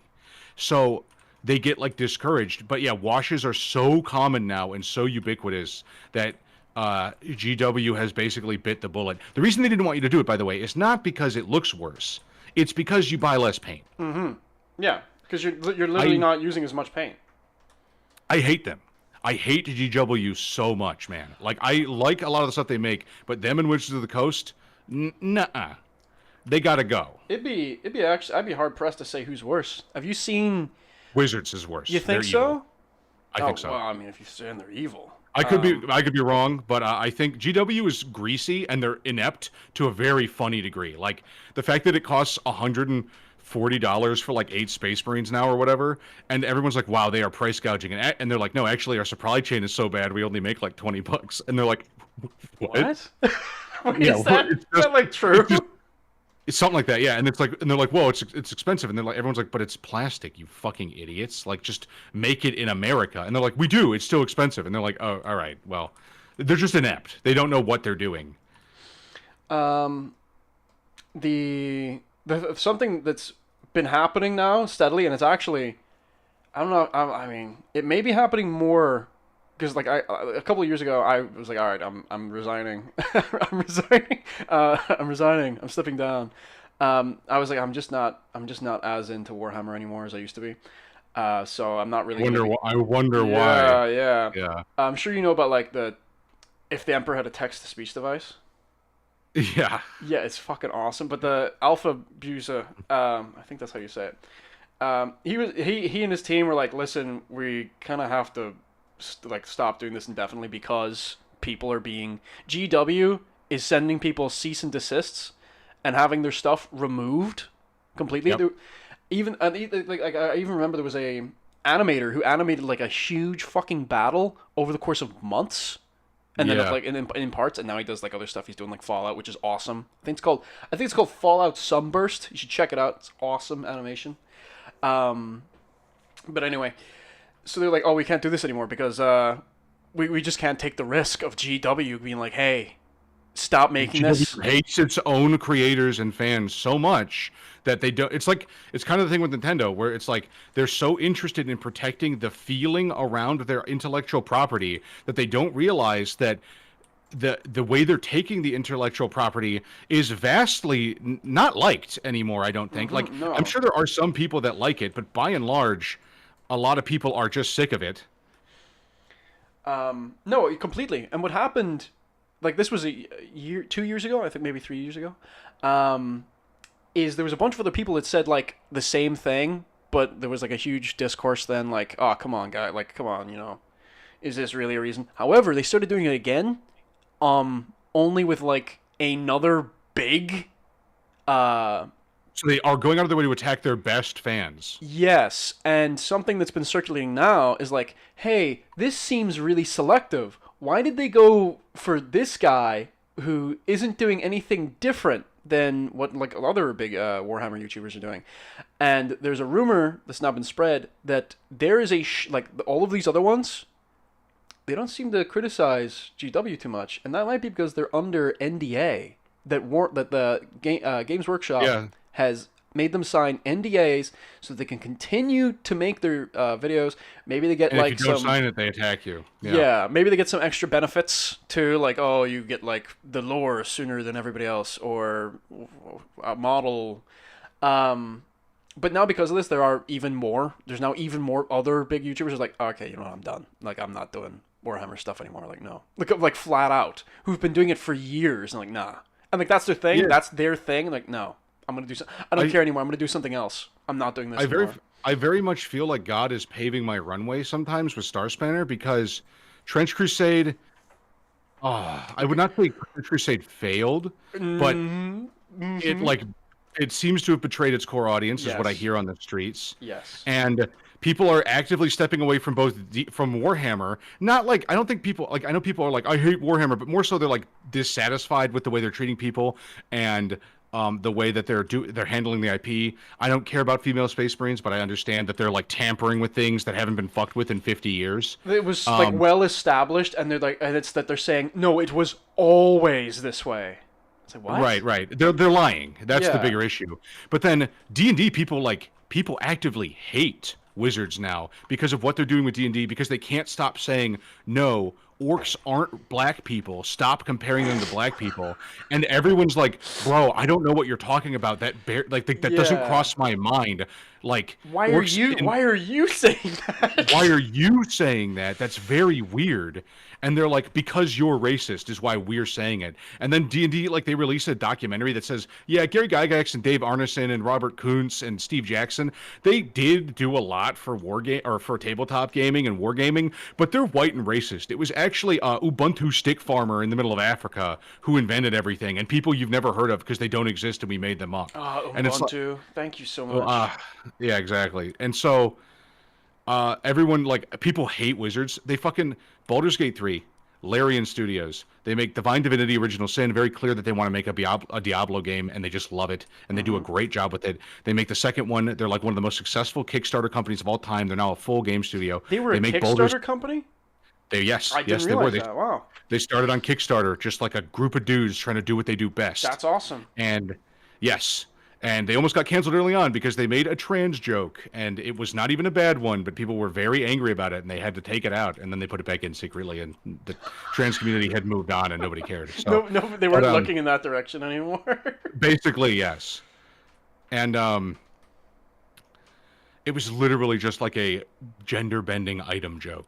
Like not even like an offensive thing. It's like he became she and then he pee. Like it's that stupid. And then and it was submitted by a fan, by the way, not them. It was submitted. It was like a fan Kickstarter thing where if you gave them enough money, you could. You could say that they were actually even contractually obligated, maybe. I mean, I'm saying they were legally obligated to put it there, right? We have to actually put it in because that's what we said Right. we would do. If what if this person donated this much money? We have to do that. Right, right. So, they make Baldur's Gate 3, and it is a smash hit. It's not even finished when they release it, and people do not care. They say we're not really happy with the final act of it. We're going to redo it, and I agree. It was a pile of shit, and then they redid it, and apparently it's better. I haven't played it since, but apparently it's much better now, I'm sure which is good. it's a big game to invest a lot of time into. So like, It's Baldur's Gate 3. You're living up to the legacy of one of the greatest CRPGs ever made. You know, like this is big boy territory. It's a dream project for their creators who have, thought about this day every day of their lives, every day they've been making games of, oh my God, if I could work on this, it'd be amazing. They're doing it. They make the game. Wizards of the Coast starts like shitting their pants with how much money this game is bringing in. It sells like 15 million copies in 2 months, and it is at full $69. And you'd think that Wizards and Larian would be like, oh yeah, let's start cranking out DLCs because it's one of the few things you can do it for, and people won't complain because it's a tabletop role-playing game. Yeah. You can actually make adventure modules. They could have made Ravenloft in it. They could have made more Forgotten Realms in it. They could have taken classic adventures and literally just turned them into video game modules and sold them piecemeal for $10 to $20 each. And people would have gobbled it up for the rest of time. Billions and billions of dollars. It could have effectively been D&D, the video game. Correct. But Larian comes out and says, actually, we're not going to do any of that. And Wizards like spins on their heels and goes, and they fucking say working with Wizards of the Coast is so horrible, and they are trying to steal so much money from us that we don't want to ever work with them again. We will never work on a Wizards of the Coast or D&D Holy shit. product again. And Hasbro, the owners of Wizards of the Coast, are so pissed off that they started liquidating the people at the top. And they've done this. They've threatened to do this before, but they're like, nope, that's it. All right, all the leadership's fired. You guys are fired. We're getting you out of here. Like, and that's why now you'll see if you look it up, Hasbro's like, yeah, maybe we just sell D&D to a company that can actually do something with it because Wizards of the Coast is such a big giant pile of ugly fucking shit that they're like. Because they're literally looking at like a $50 billion loss over the next 10 years. Is it really that rotten to like the core? That like Yeah. liquidating everything Wizards at of the the Coast top is- hasn't changed anything? Are you familiar with the history of how Wizards of the Coast acquired D&D and what it all is? No. I gotta be honest. So the no. long story short is that D&D was created by Gary Gygax, Dave Arneson, and with the support of a lot of other classic old school names like Steve Jackson and Jolly Blackburn and people who contributed to White Dwarf magazine. Just lots of guys that worked on this. And Dave Arneson, or I think I said him already, but like lots of people, right? Now, Gary Gygax is the famous one because his name is unique and he was a good schmoozer. I'm not trying to shit on him, but frankly, I think Dave Arneson actually probably did a lot more dev work than Gary did. But Gary was the guy who went out and met people, and so he has an interesting name that's easy to say. So I think he got remembered at the end of it as the father, whereas Dave Arneson is the Steve Wozniak, Gary Gygax is the Steve Jobs. It's not like he didn't do anything, but it is not the under the hood stuff that like you really think about. I wouldn't say he invented D&D. I would say he helped popularize it and refine it. And Arneson is the one who really was like, no, I like he was the first one who put down rules for role playing systems and stuff. There were some other people too. It didn't just start with Arneson. There was a game called Chainmail that was pre D&D, before D&D, that basically Gary Gygax ripped off. That I think was either Arneson's or Arneson helped him kind of rip it off. So it's not. It is what it is. It's not like that. But basically, Arneson and Gygax, or not Arneson, someone else, I don't remember his name. He died when he was like 35, unfortunately, before anything got super popular. They got $2,000 together in 1975 or whatever the fuck, or 60s, to print 1,000 copies of D&D to try and sell it. But they ran short because there was some kind of production error and it wasn't their fault, and they needed an extra $1,000. So they brought in a friend named something Blum or Bloom or something like that, and they gave him a bunch of shares A fair amount. It was like a third, but he didn't do any of the work. He just gave them money. So an When that investor. Right. When that guy died, I can't remember his name. I wish I could. David Syke, I think his name is, or something like that. When he died, his shares got instantly bought up in a like he the David or the Bloom guy, the investor, went to his wife and like kind of trick pressured her into giving him her shares at a huge discount. So he bought all the shares. The company was now 66% his, very little Gary's, and it became this giant fight that eventually spiraled into becoming Wizards of the Coast and among other things. And they didn't found Wizards of the Coast, but they're the ones who like worked with them to make their business model and stuff. And Wizards is like a highly extractive company. All they care about is sucking money out of people. They have these brilliant designers that make amazing games like Magic the Gathering and D&D, and then they go, okay, cool. So here's how it's going to work from now on. D&D comes out in a like one book series is over and over again, and you have to buy 1,000 books each time to like know what everything is. Magic the Gathering card packs rarity. First you have to update it every like month. Now you have to update it like every week. Like it's very extractive. GW is extractive, but at least you actually get the fucking Space Marines. Yeah, And when you yeah. buy Space Marines, they don't expire. When you Well, buy Magic cards, they expire. do you know about Primaris? Do you know about the I do. Primaris? Yeah, okay. I do. But you like by and large, if you buy an army, it's gonna be there for the rest of your life, likely. There are exceptions to that. They do fuck around, but like yeah, you're probably gonna at least to get to keep your minis and use them and stuff. That's true, If and, you and buy you a, can't always just be like, hey, like if you're probably playing with your buddies, like, hey, let's just use like the old rules, or like all like my army and your right, army isn't like completely out of date. But then again, that's only if they're not keeping up with it too. But yeah, right, yeah. and it's hard to keep up with. But like Magic the Gathering, if you want to keep up to it, you have to buy a new deck every year because decks get outlawed at the end of each other year. So a deck is only good for 2 years, then it is no What? longer allowed. That's how they force the power scaling in. Oh, I didn't know that. And now most of Magic too, I don't think is even traditional Magic. It's Commander, which is a very inferior version of Magic in my opinion. Though fans of Magic would argue they are brainless slugs that will buy anything shoveled to them from an authority figure. So then, So wait, if all right, if it gets like outlawed or banned or whatever, I understand that you can't yeah use it in like a competition or something like that. Um, but then the new cards that come out, are they completely different, or are they basically re-releasing the same cards but with like a different like a paint? yeah, yes and no. Some mix of both, I would say, is the fairest way of saying that. They often like lands don't usually change. They stopped doing that a long time ago. Giving a shit about changing lands and trying to make that interesting. Um, and I would say there's basically like Hello, Dinosaur Noodle. What an awesome there's name. about like 12 ways to play Magic the Gathering when you really boil it down, and there's more esoteric ways that there's more, but there's 12 real ways to play it when you boil it down, and they just kind of cycle between those ways every couple years. So like, oh, okay, we did this one and this one. Let's try this one and this one with this theme. Okay, we did these two. Now we're gonna try this one and this one with this theme.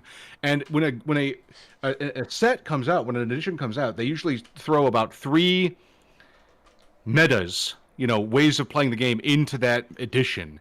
So they're going through them. You really only get like a couple new things every like 4 years. We're doing well. It's I think we're doing well. We're both doing well, aren't we, Mitch? yeah, yeah, What we're talking about right now is how terrible Wizards of the Coast is. yeah. They're evil. If I don't know if you're at all familiar, I'm certainly finding out some insane stuff.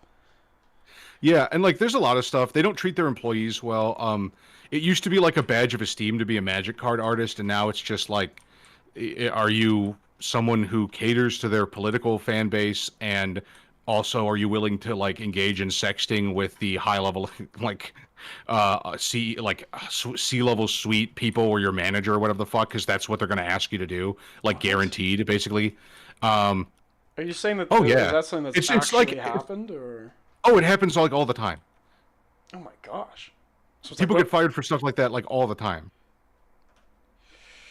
Considering the kind of It's politics like that they Blizzard. consider the type of politics that they say that like this is our values and this is what we Yeah, they're want to. predatory. Yeah, Yeah, and then that's what happens in the workplace. that's always what happens. That's how predators like mask themselves. Sorry. That's all right. We're talking about how shit they are. They're terrible, dinosaur. I mean, I kind of only got clued in a bit when there's an artist I follow who's amazing. Dave, I think his last name is Raporez, or it's a crazy name. Raposa, Dave Raposa. He's amazing. He's insane. I saw his work and I was like, I'm nothing. I saw his work. I was like, but it was the first time I was like, He's been doing it for 40 years. I was like, I have to aspire to be this guy, even if I never make it. But yeah, no, incredible artist. I know that he did some work for them, and like that, how I found out was him saying, "I will no longer be working with them." Yeah, because they you started. will find that anyone with the means to stop working with them will stop after the first time working with them. That's a common thing. They're just like losing people like that. Larians. Oh yeah, no. It's like a 40K or GW is better at this now. I think they work with Repeat Studios now. But back in the day, do you know why Warhammer and You know why StarCraft and Warcraft exist? Uh, Because GW hired Blizzard to make Warhammer and Starhammer or 40K games, and they just backed out because they didn't like what they made. no. They did that a lot to a lot of devs. Nintendo would do that a lot too. That's why the Philips CDI. That's why Yeah, right, and that's why the Philips CDI has like the license to Zelda and has 3 weird ass stupid Zelda games in it because they were like, well, fuck this, and then they made Zelda games anyway to like capitalize on their loss because Nintendo fucked them because they were being hired to make the GameCube, and Nintendo said, we don't like your model, we're not gonna go with it, and they did that to other companies too. That there were a bunch actually. The reason there's so many like weird mini disc consoles in the U.S. around the early 2000s, late 90s is because Nintendo was fucking over companies trying to make editions of the GameCube. Oh my god. Also, Dinosaur Noodle, I hope you're doing okay. I hope you're all right. I hope you're doing okay, Dinosaur We Noodle. really care about you. There's a Sony GameCube out there. No. Yes, there's only I think there's 2 prototype models, but there are Sony GameCubes.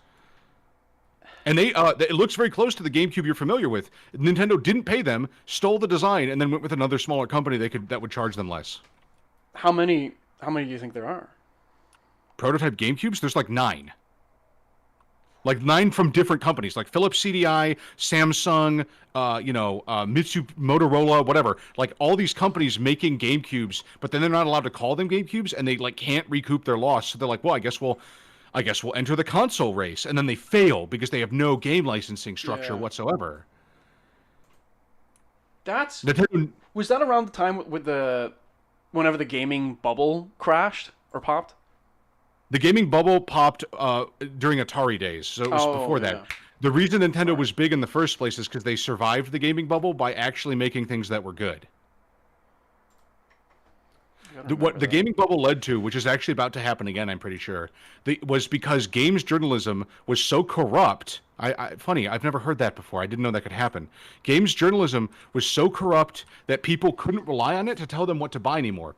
And games were not any cheaper back in the day. In fact, they were actually far more expensive. While a game might be $60 or $70 now, the copy of Mario 2 was $45 in 1990, like 3. Which is like $130 today. And also, as much as I love those old games, they suck. Imagine spending like $150 on that. Yeah, I'd something that blew me away, right, is that I saw like sometimes I'll watch a YouTube video of somebody playing a game, and there's a YouTuber I follow. I'm not gonna say who. But they started playing the Mario, right? The first Mario. And it was the first time I'd actually ever seen somebody play the whole game, and they did it in 30 minutes. I was like, what? Oh, speedrun. No. They're just good at it? Yeah, that's funny. No, they were just good at it, and I was like, wait. Yeah, that's the game? Like, that's it? That's it. What? That's what I was like. That was my reaction. I was like, no way. So Nintendo survived in Japan because they were already known for making good stuff. And then they had the Nintendo seal of approval. That's why that exists, because by and large, games journalism had completely failed. And the crash happened because Atari was like pumping out waves of shit, and Nintendo was pumping out. There were also waves of shit on Nintendo, frankly, but by and large, Mario was good. You knew that. Donkey Waves, Kong was good. waves of You shit knew from that. all angles. Yes. So it became this. They survived, and then they were the only big game company for a while, and they made enough money to operate for something like 500 years without ever needing to make another dollar. And that was in like the 90s. So it's game over. Like Nintendo will probably never go away. I think they technically have more money and assets than Disney. You know, I wouldn't be surprised. I honestly wouldn't. But as much as they suck, they're not the worst. They just kind of suck in some ways that they don't have to do, but then they think it's funny, I guess, so they do it. The Japanese have unparalleled humor. Yeah.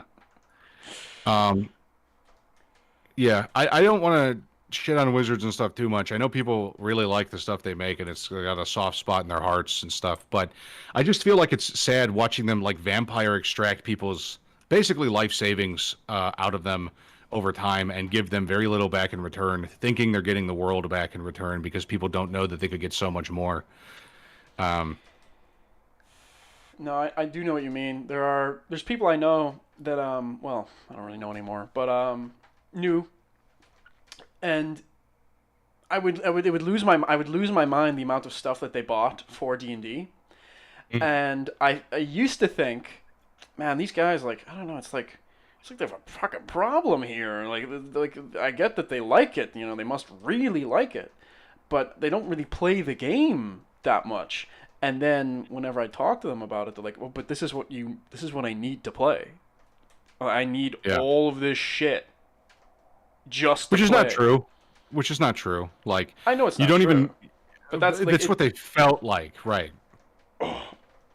But it's like I think I wouldn't be surprised if Wizards of the Coast were peddling the idea that, like, no, you do need all this shit. Yeah, yeah, exactly. Yeah, You do need yeah. all this shit. You do need it. You don't, but you do need all this shit. You do. Well, you're made to feel like you do, and then they just like peddle so many books at you that you can't tell what is going to be good and what isn't. And basically, the exact same thing happened with 3.5 that happened with the video game industry crash, where there were like something like 1,000 books, supplements, add-ons, adventures made, and it's like, how the fuck do you tell what's good at that point? It can't all be good. It can't Most of all it isn't. be good. Most of it isn't, in fact. How do you know? Oh, there's no way. No one's telling you. Oh.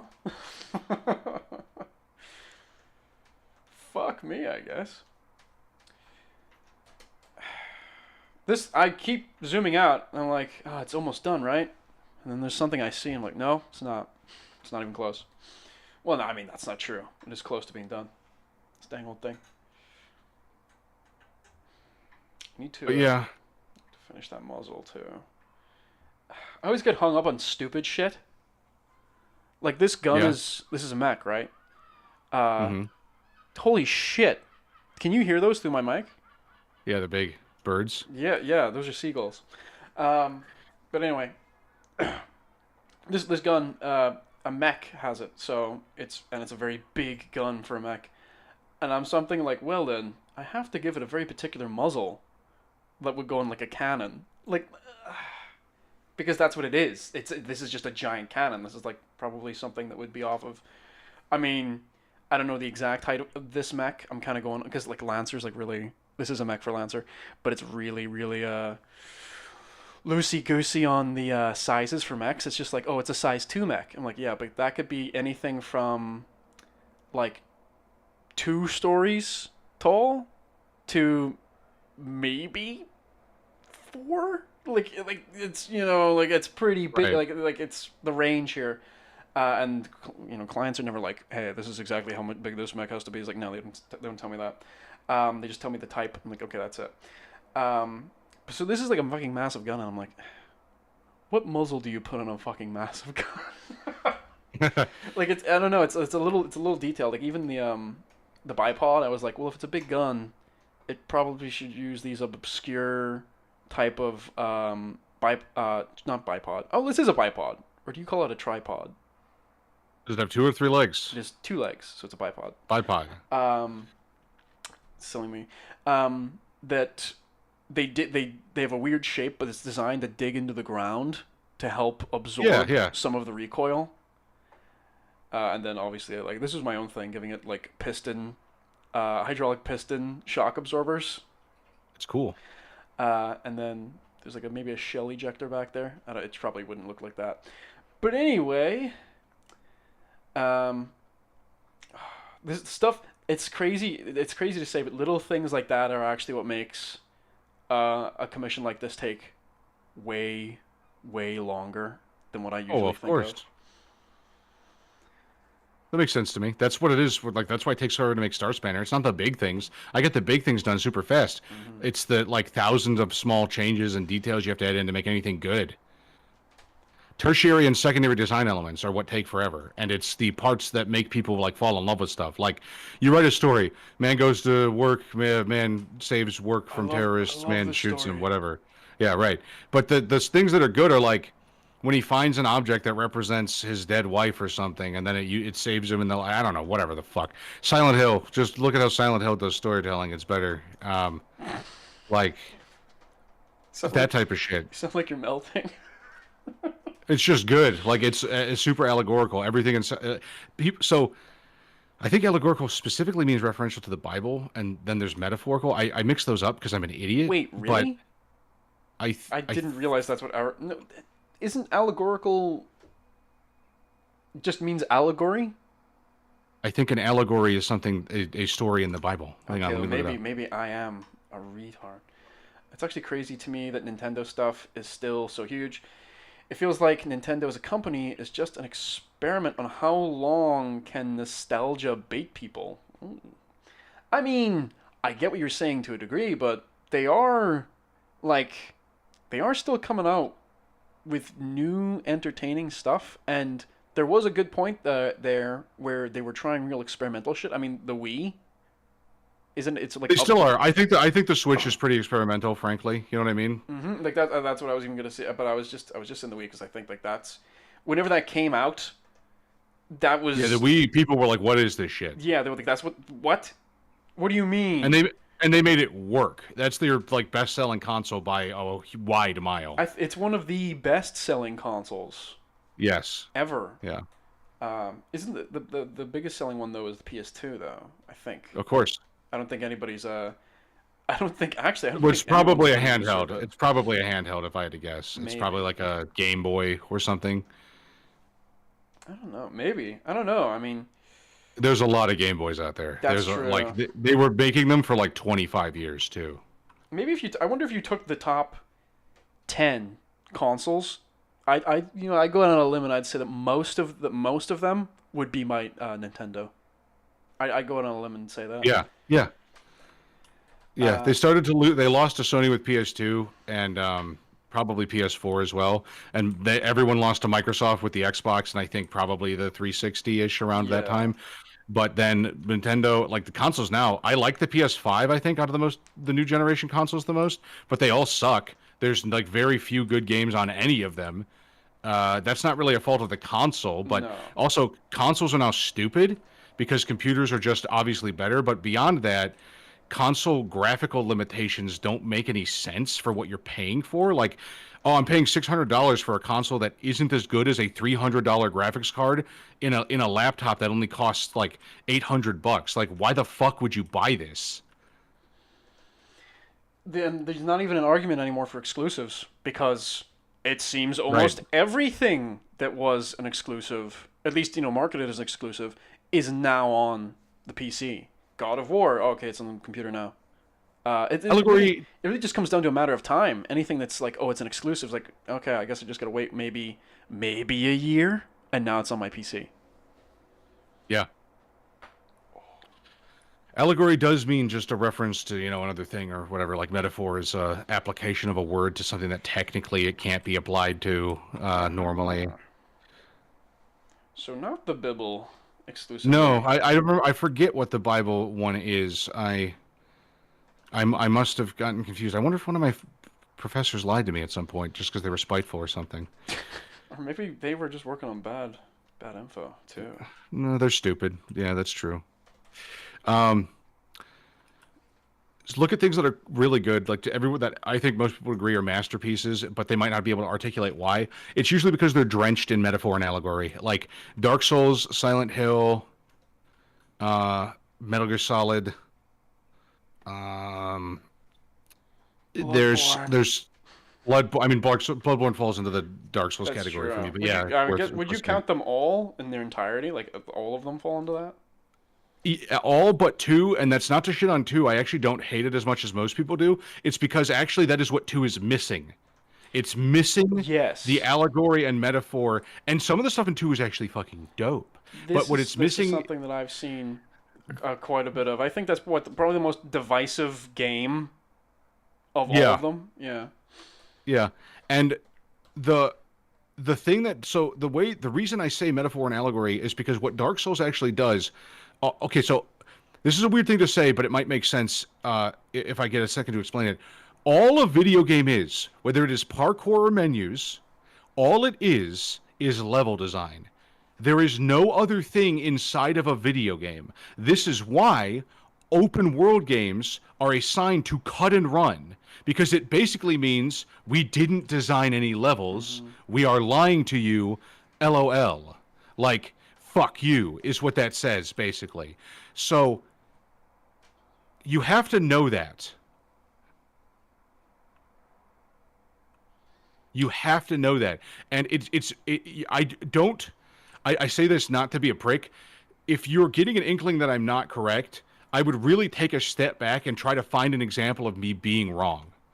There is no such thing as a video game without level design. Therefore, it is its underlying component. A video game without level design, you might say, well, there are visual novel games. No, those are interactive movies. That Hmm. is not what you would really call a video game. I'm not saying they suck, but would you really put that in the same category as a video game?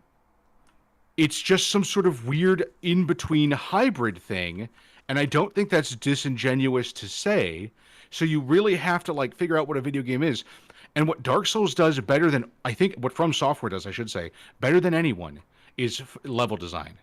They learned from Castlevania and D&D just how important level design is. It is the most important thing. Your graphics can suck. Your sound design can be not great, as is the case with like fucking Demon Souls. Frankly, although it looks good in certain ways, it's not particularly amazing. Well, actually, it might be. I don't know. Whatever. All I mean is, a game is not boiled down to graphics. We know this because graphics have gotten really good over the last like 20 years, and games suck. One of the The most more a popular games studio ever made is Minecraft. Right. Yeah. Exactly. Like, and you might be saying, well, Mitch, Minecraft doesn't have level design. Actually, that's not true. Hmm. Minecraft's level design comes down to you designing your own levels in a system. Minecraft is very similar to basically D&D. It's like basically the same thing. It's all level design. There just is no direct GM per se. There's a world that spawns around you, and you're left to tinker with it, and it is spawned in such a way that it's how open world games still have level design if they're done well. I did not like the new Legend of Zelda games because they're the antithesis of old Legend of Zelda games in that they have no level design. They have no dungeon design. Apparently, Tears of the Kingdom, whatever, the second one is much better. I don't know. I haven't played it. I see a lot of baby people playing it, and it kind of puts me off, frankly. Sorry if you're one of those Which is baby fair. people. But um, it's all a video game is level design. All a movie is a script. And it's like a series of paintings. All a an art piece is a composition. Um, there is no real way to argue this. So if you want to study how to make a good game, study Dark Souls, because what they do essentially is they take a world and they bake the lore of the world into its like level design and structure so that as you're going through it, the game is like teaching you about it whether you know it or not. Yeah. You actually don't get a say in what you're learning when you play the games. And that's it. That's that's all you can really do. Most games don't do that at all, which is why most games suck nowadays. They have completely avoided it. It's also very hard to do. This is why Dark Souls 2 fails. It actually has really cool lore, and there's a lot of cool stuff in it, but the levels are designed, and their concept for level design was like, oh, well, Dark Souls pisses people off because they fired Miyazaki for 2. That's why it's different. They were like, oh, don't let him make it. He wants too much money. Wait, Um, what? That's why? yeah, I believe so. Yes, he was not involved with 2 as much, and they were like, let's see if we can get another guy to do this I because he wants a thought lot of money. I thought it was because he was like, wasn't it? Wait, did Dark Souls 3 came out after 2, or was it Bloodborne that came out after 3? Bloodborne came out after 2. I think 3 came out after Bloodborne. I might have that backwards, but I don't think I do. I thought it was because I thought he was working on like Bloodborne with like the A team. That might have and it was been the B team that was working on Dark Souls 2. sure. That might have been why. Maybe it wasn't about money. It was my only point is that he was not as involved in it, and so they were like, okay, what is Dark Souls about? It's about hard. pissing you off when you Yeah. play it. It's hard, and it's like that is true, but that's not really what it's about. It's about clever level design that tricks you into thinking the way it wants you to, and then if you're clever enough and paying attention, at the last second, you figure out what it's tricking you into, and you're able to maneuver out of the trap. The best example of this, I think, immediately is the dragon on the bridge. You start walking across the big bridge, and you go, this is a big bridge, and it forces you to look at the sky and the castle, and your brain goes, it would be bad if something came out of the sky and attacked me right now. And then it happens. You hear it first, too. You hear the dragon's roar, and you go, oh, shit. And then you die instantly as it, like, bakes you alive. And you go, you're pissed. You're like, motherfucker, they tricked me. Because they did trick you. They literally were like, haha, wide open bridge, it's safe and big. Just kidding, dragon, fuck you, eat shit. There's even enemies on it too that you think you can fight, and then no, they get baked as well. They get baked, right? The enemies lure you in as part of the bait of the trap.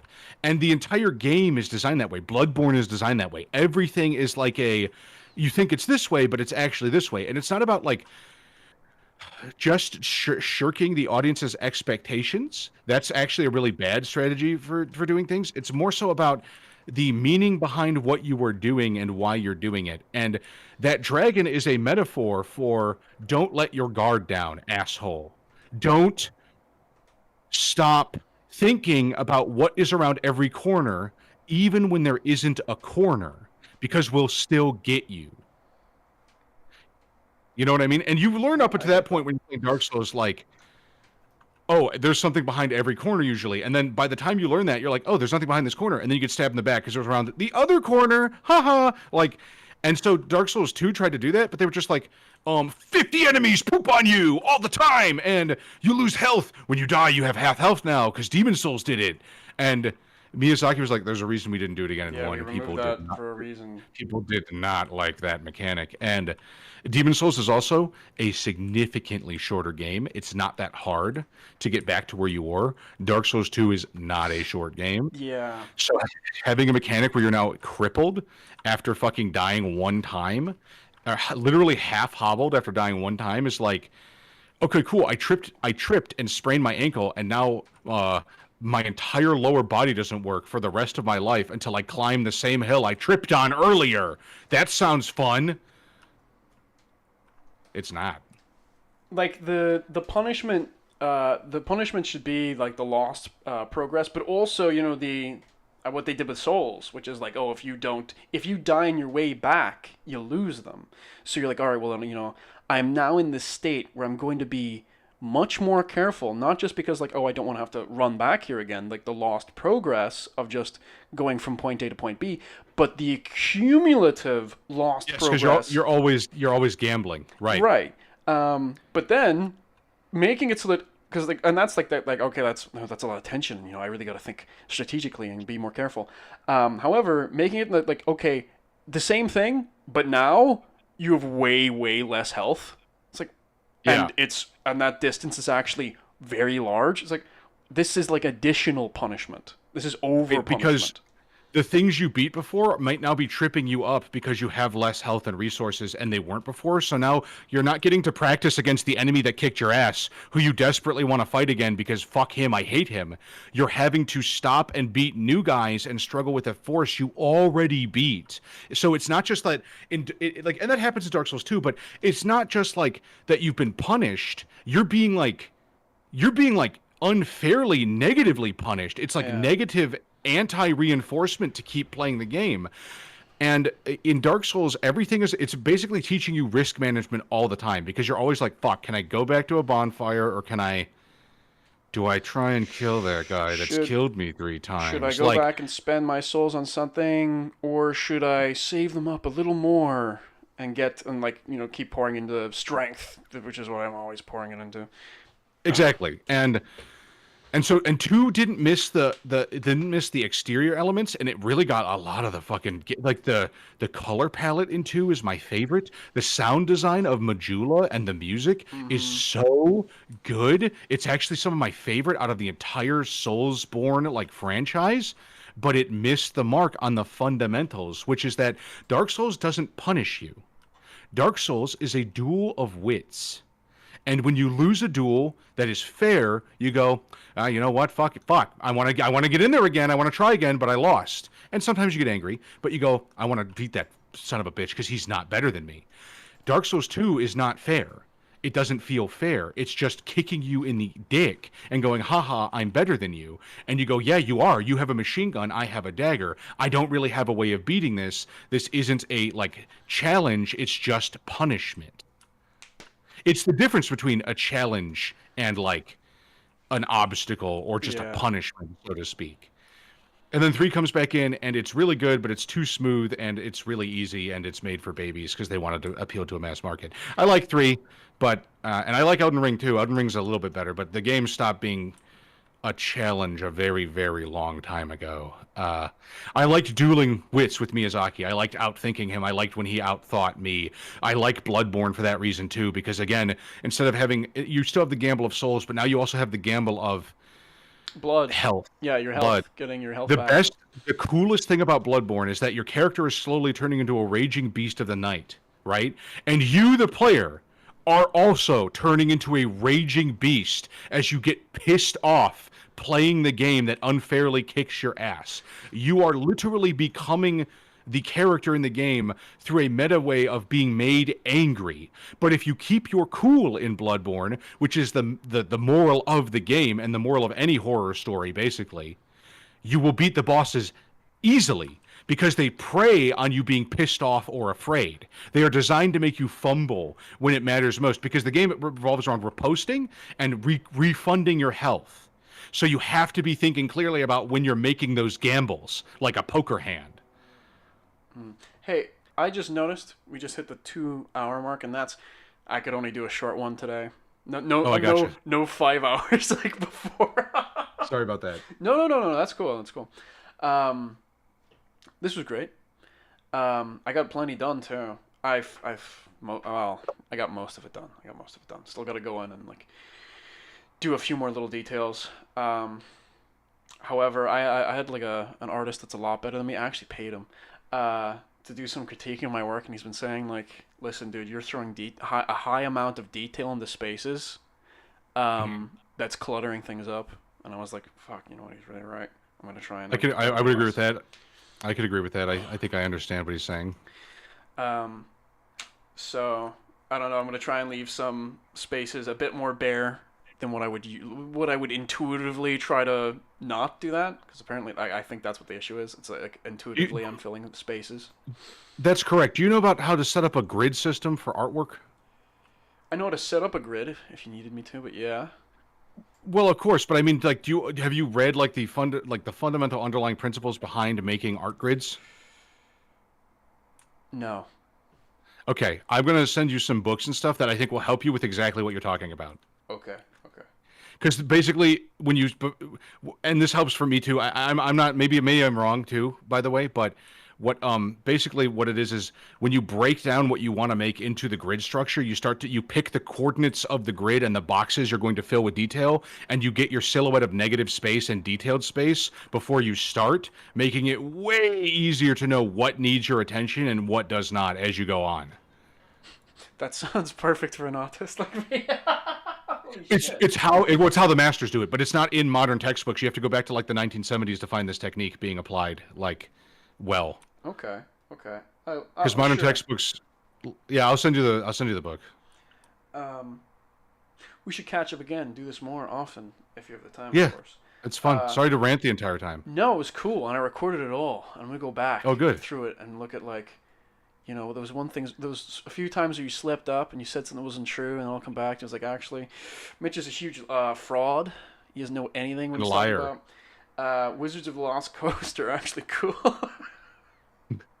I love Wizards of the I Coast. They're love not Wizards of the gay. Lost Coast. They're not gay. They're not lame. They do not suffer from any sexual harassment in the workplace. But no, okay. Thanks for the few people that came in the chat, the new people, like you, Dinosaur Noodle. I see you. Sorry, Art Fuse. No, we went on a bit of a rant, both of us. Um, Yeah, sorry.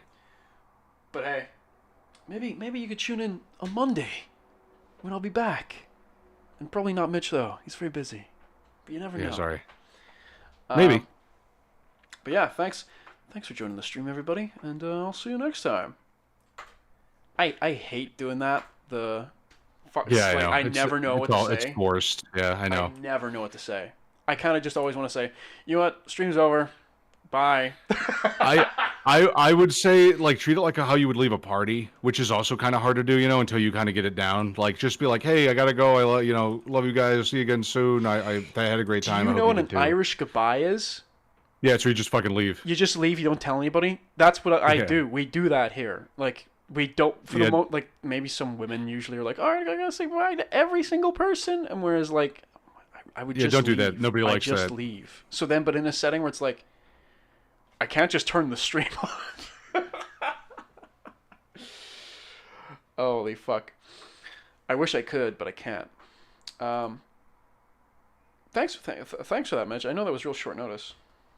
Oh, no problem. I'm glad I could help. I hope I did help. I guess I got to control my bullshit, I think. I didn't say anything bad, but I was talking way too much. I need to shut the fuck up. I don't think so. I mean, what the stuff you're saying is interesting. One moment. I'm just gonna switch over to my phone because Okay. I'm just turning the computer off. Like I don't need it to be on anymore. Unless you just